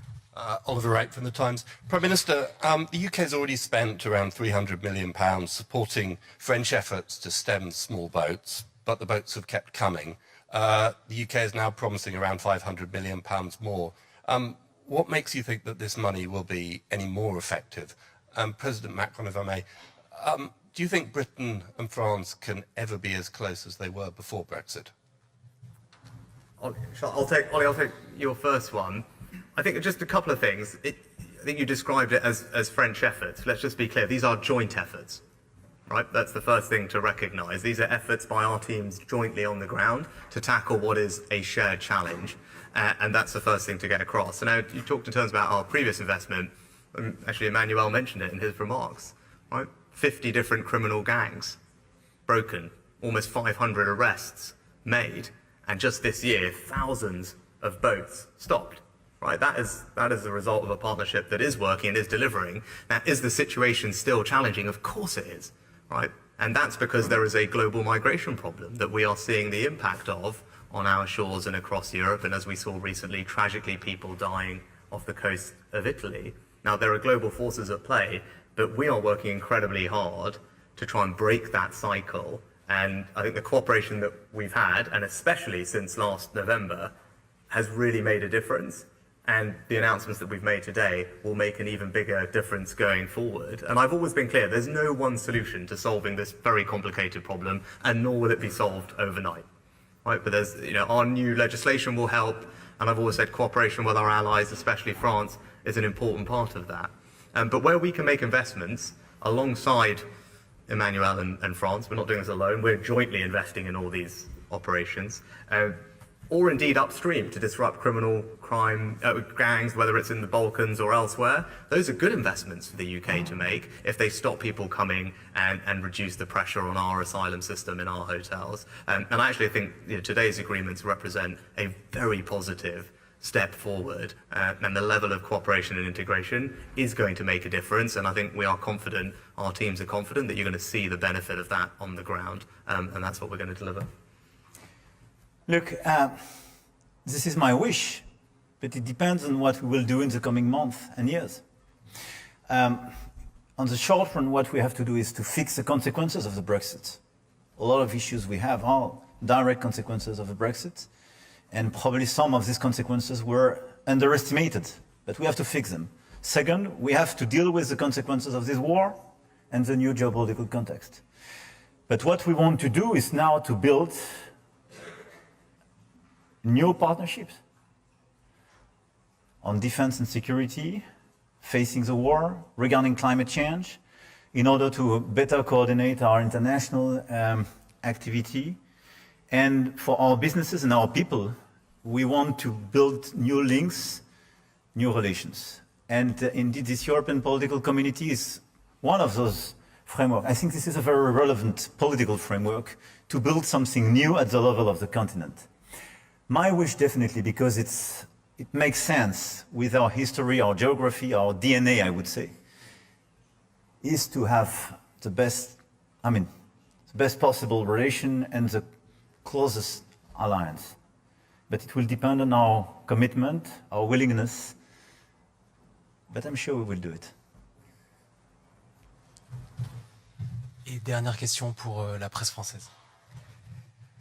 Last question. Bonjour Monsieur le Premier ministre, bonjour Monsieur le Président, Mathieu Coach, BFM TV. Vos deux pays sont confrontés à des mouvements sociaux importants en ce moment. Est-ce que vous avez évoqué ensemble ces questions, des mouvements sociaux sur fond d'inflation? Est-ce que vous avez évoqué cette question et des mécanismes peut-être pour lutter contre l'inflation? Et puis Monsieur Macron, la réforme des retraites est au cœur des contestations. Vous dites dans un courrier au syndicat You've said in a letter to the trade unions today that the MPs represent the plurality of the opinions in our country. If your project doesn't receive the majority amongst the members of parliament, would you exclude to pass it through force and use Article 49.3 for the reform that you're seeking? Thank you for that question. The situation that our countries are experiencing creates a lot of difficulty for many of our fellow citizens. Inflation, energy, food prices, cost of living, creating very challenging situations in all European countries for our fellow citizens. And that's why, for that matter, since the autumn of 2021, we have a resolute policy of support on energy prices and now on food prices by covering a great many of the spending items for the those with financial difficulties and pushing authorities to assume their difficulties with organising agreements with retailers. The strong vigilance, strong commitment. Look at the figures of France with our peers. We remain one of the countries with the lowest inflation rate because of the policies was implemented. There were demonstrations as part of the pensions reform. I won't engage in any fictional politics here. It's not my role.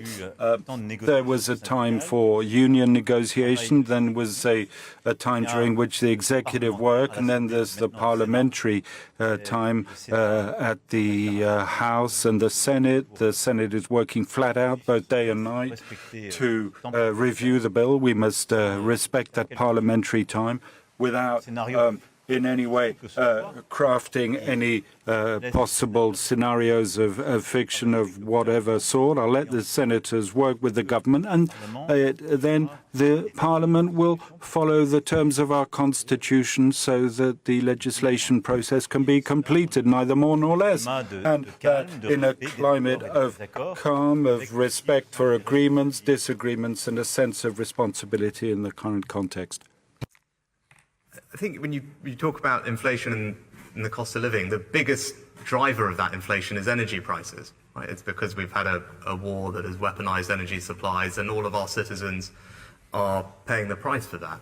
And actually, that's one of the very practical, tangible things to come out of today's summit, is that cooperation between our two countries and our businesses on improving our energy security and accelerating the transition to renewable, nuclear, and more secure energy supplies. Now, I'm more confident that we can make that happen as a result of today's summit, because of the partnership between our researchers, our businesses, our governments. We are going to be able to get our citizens cheaper, more secure, more renewable, and cleaner energy faster.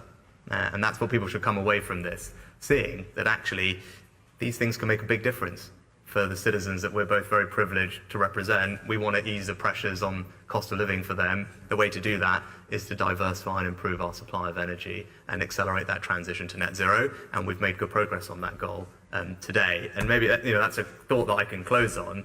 A little bit it goes to the previous question. That's a tangible example of the relationship that we have. And you can see that today in the comprehensive nature of the discussions, the breadth of the discussions, the depth of the discussions, the fact that we've both got our senior teams all here today talking through these issues. I always say we left the EU, but we didn't leave Europe. And Emmanuel said previously, Brexit didn't change geography. Right? We want to have a close, cooperative, collaborative relationship with our European partners and allies. And of course, that starts with our nearest neighbour, France. And today is the first step on that journey. We're writing a new chapter in this relationship, and I'm really looking forward to everything that we can build on in the coming months and years ahead. So, a very cordial entente, as we were hearing from Rishi Sunak. Merci, mon ami. Another hug. That's the second hug. Third hug. So the bromance definitely on, it seems. Olivia Utley still in the studio watching these Well, reset was the phrase that was used. Quite interesting body language and quite interesting language on what the combined efforts will be to tackle particularly migration. We've got the official statement as well here, just to run through what we're being told. UK and France agreeing a joint multi-year operational plan and funding arrangements. The UK contribution towards the package, 141 million euros 23-24, 191 million 24-25, 209 million 2025-26, with the process agreed with the French. The French will contribute significantly more funding. Yes, I mean, to start, we should definitely say bromance is definitely the word for it. I mean, I thought they were going to be kissing by the end of that press conference. Which is allowed in France, of course, in terms of the... Yeah. Absolutely, but it was bordering on a real romance there between the two of them. Merci, mon ami, was the word. And just call him Emmanuel, not, Monsieur le Président. Exactly, and the word ami, possibly a little jibe there at Boris Johnson, who refused to say whether he considered Macron a friend or a foe. So, yes, this was very much a reset. And there's quite a lot of big stories coming out of this summit, really.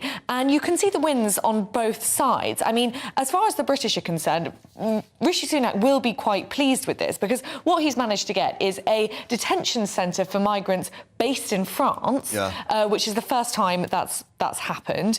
The French will be spending more, investing more in this agreement than the British. And a thumbs up there from Emmanuel, mon ami. As they share that umbrella outside the Élysée Palace. And clearly, I mean, they've been working on this, one suspects, behind the scenes. Well, this takes a lot of setting up. I mean, talking about a new, highly trained, permanent French mobile policing unit dedicated to tackling small boats, additional drones, aircraft, other technologies being deployed, UK and France to step up intelligence sharing to clamp down on people trafficking routes. Although we have to say this is coming from Downing Street rather than the Élysée Palace. Yeah, of course. So, but these are very big wins for the United Kingdom, definitely. And also, the soft power is really important too. So, yes, we've got all of these deals which are financially worth a lot and really could help Rishi Sunak in stopping the boats. But also, having this much, much warmer reset relationship with France could be very beneficial for Sunak and the UK in the long term, because although Emmanuel Macron has ruled out the possibility of a migrant returns bilateral deal between the UK and France, there are warm sounds about the possibility of a UK EU-wide returns deal. Now, that's a key, isn't it? It is a key. And certainly new beginning is the phrase used. Emmanuel and I share the same beliefs. Criminal gangs should not get to decide who comes to our countries. But here's the rub, as you were saying. President Macron saying the UK must negotiate this desired migrant return agreement with the EU rather than France, i.e. it's not going to be bilateral. No, but Rishi Sunak had sort of ruled out the possibility of a bilateral deal a while ago. It was the dream, but that has basically proved to be impossible. The fact that France is even talking about possibly an ambition towards an EU-wide UK returns deal is actually a big breakthrough for the Prime Minister.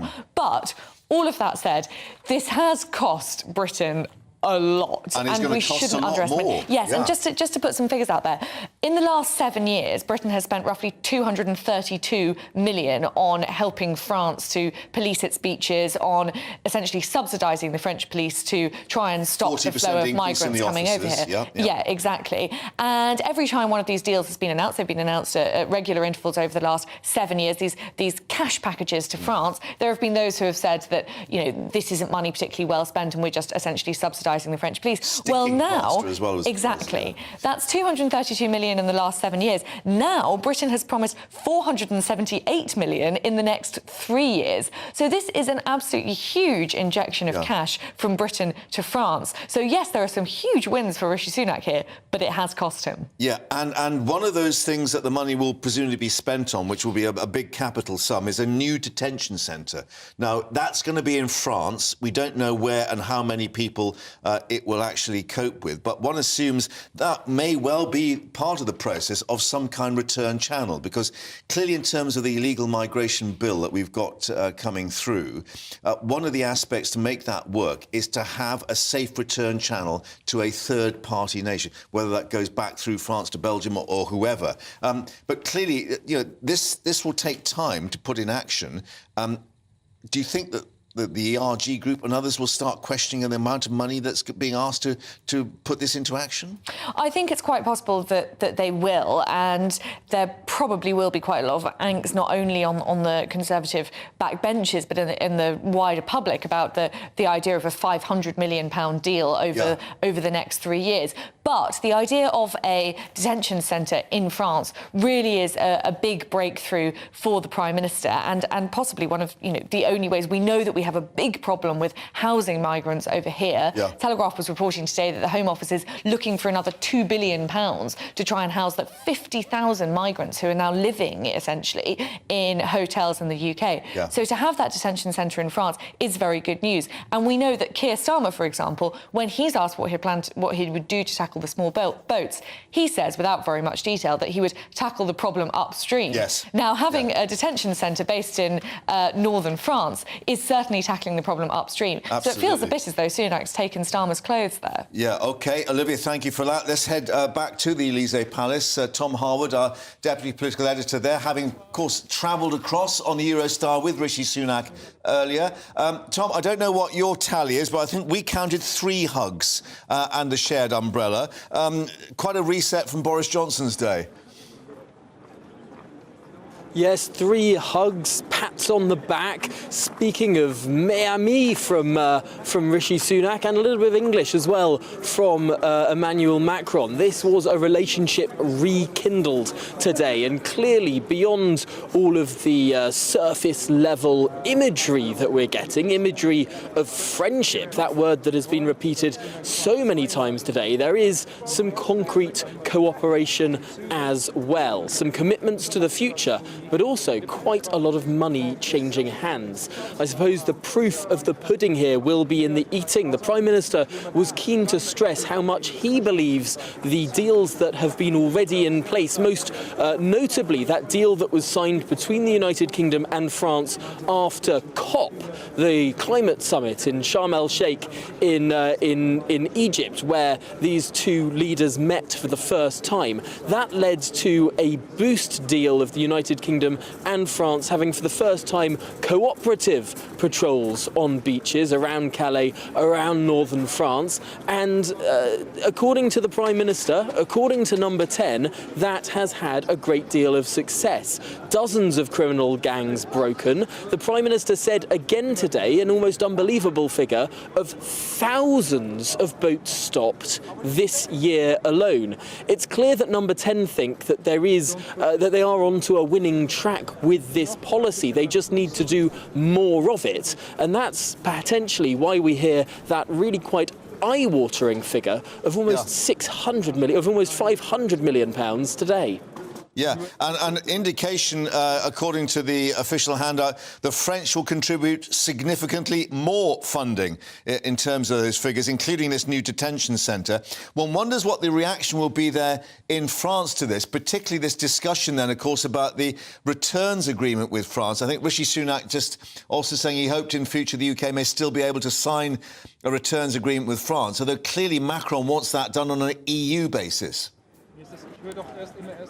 Yes, it was interesting to hear just now inside the Elysee Palace, where we were all sitting listening to that press conference. Emmanuel Macron referenced an EU-wide returns agreement specifically. It's very clear that the French wish here is to ensure that with the meetings of the Calais group, that's a group that includes the United Kingdom and northern European countries that meets annually, into the future, France and the United Kingdom are looking to secure some sort of returns agreement, or indeed work towards that returns agreement, perhaps as a pack of Calais group countries. That will be something to look at further into the future. But we heard united from these two leaders today that it's not just about the longer or medium-term ambition of a returns agreement. The short-term problem is stopping people travelling across the channel in the first place. Yeah. That's a problem that both the President of France and the Prime Minister of the United Kingdom want to stop. Yeah, and President Macron indicating 55 groups dismantled because of joint cooperation so far, which is quite a significant number. Tom, for the moment in the Élysée Palace, thank you for that. But let's stay in Paris now and speak to political broadcaster Anthony Andre that can join us. Thank you very much indeed for your time. It's a lot of money being spent by both sides and an indication the French may have to spend even more than the UK.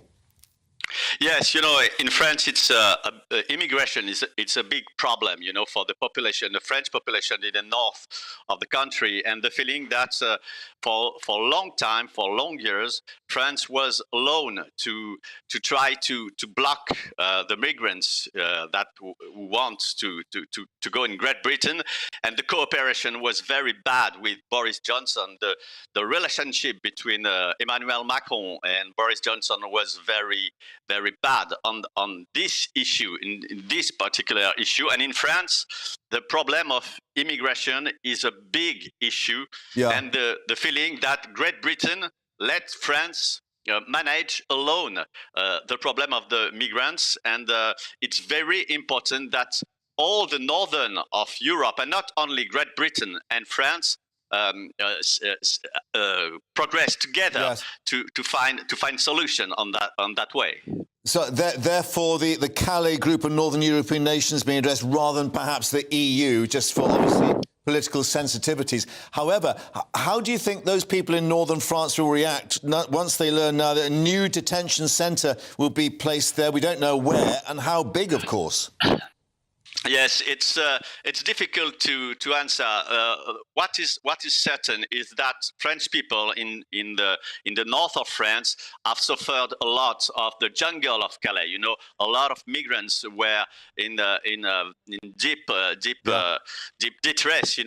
And maybe it's a good thing that there is a French center where they will be taking charge and it will be organized, because it's the anarchy a bit like in the north of France about that. But we don't know where, we don't know when.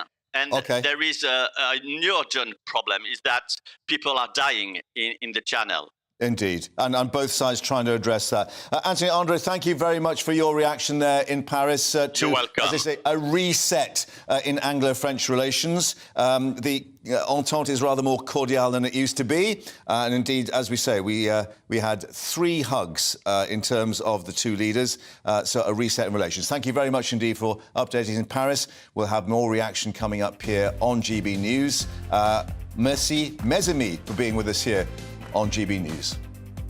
I'm Alex Deakin, and this is your latest weather update from the Met Office. The heavy snow we've seen over the past few days is now easing. For many, actually, it'll be a sunny Friday, but still a cold wind blowing in the east. This area of low pressure has been responsible for all the snow. It is now ebbing away, but still a brisk wind blowing across these eastern areas where the isobars are close together. And still a few wintry showers coming into the afternoon over parts of East Anglia, Lincolnshire in particular, and the odd one getting into parts of Essex as well. The odd shower elsewhere, snow showers in the far north of Scotland, but for most it's dry and bright out there with sunny spells. But it has turned colder.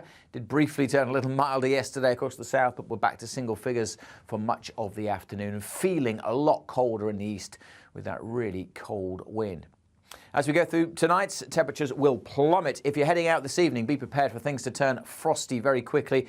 Temperatures just keep on dropping through the night. Again, likely to turn icy with snow showers in northeast Scotland, but could be icy almost anywhere. We've had the snow falling over the past 24 hours. Turns a bit milder in the southwest as wetter weather starts to push in here, but elsewhere, look at these numbers, well below freezing, even in towns and cities. So a hard frost to start Saturday. There'll be some wet weather in the southwest, chiefly rain this and for South Wales, maybe some snow on the hills. But a spell of snow likely to come into parts of Northern Ireland around the middle part of the day, and then across North Wales some snow is possible. Many central and eastern parts just having a dry day again on Saturday, but with increasing cloud and it will be cold once more. But as this wet weather pushes northwards and hits that colder air, we are more likely to see some more snow during Saturday evening and overnight across the North Midlands, Northern England, and eventually into parts of Scotland. So we have further Met Office yellow weather warnings to cater for that. Still providing some showers in Scotland out on Sunday. Many places dry, bright and breezy before it turns wet and windy once more later on Sunday.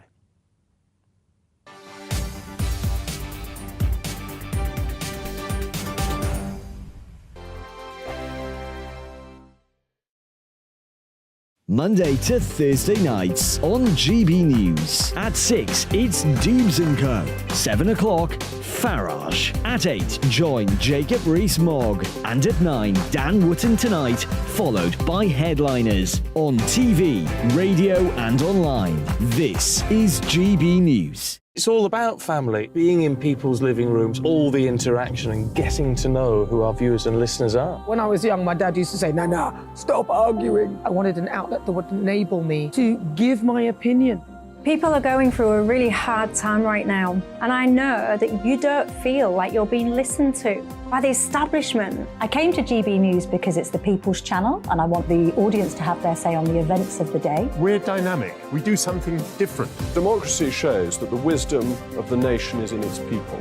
I get to travel to find out what the story is from a personal perspective. The British people aren't fools. We know when we're not being told the full story. We've got to work out how Britain moves forward from this. It's the best country in the world. The establishment had their chance. Now we're here to represent your views. Britain's watching. Britain's watching. Britain's watching. We're proud to be GB News. The People's Channel. Britain's news channel. Join me, Patrick Christie's, Monday to Friday, 3 till 6. We tackle the day's news agenda like you've never seen before. It's high tempo, high octane, the most controversial topics, and the best guests. You will not be able to take your eyes and ears off it. I'm not afraid to ask the questions that you really want answered. 3 till 6 p.m, Monday to Friday on GB News, the People's Channel, Britain's news channel. I'm Andrew Doyle. Join me at 7 o'clock every Sunday night for Free Speech Nation, the show where I tackle the week's biggest stories in politics and current affairs with the help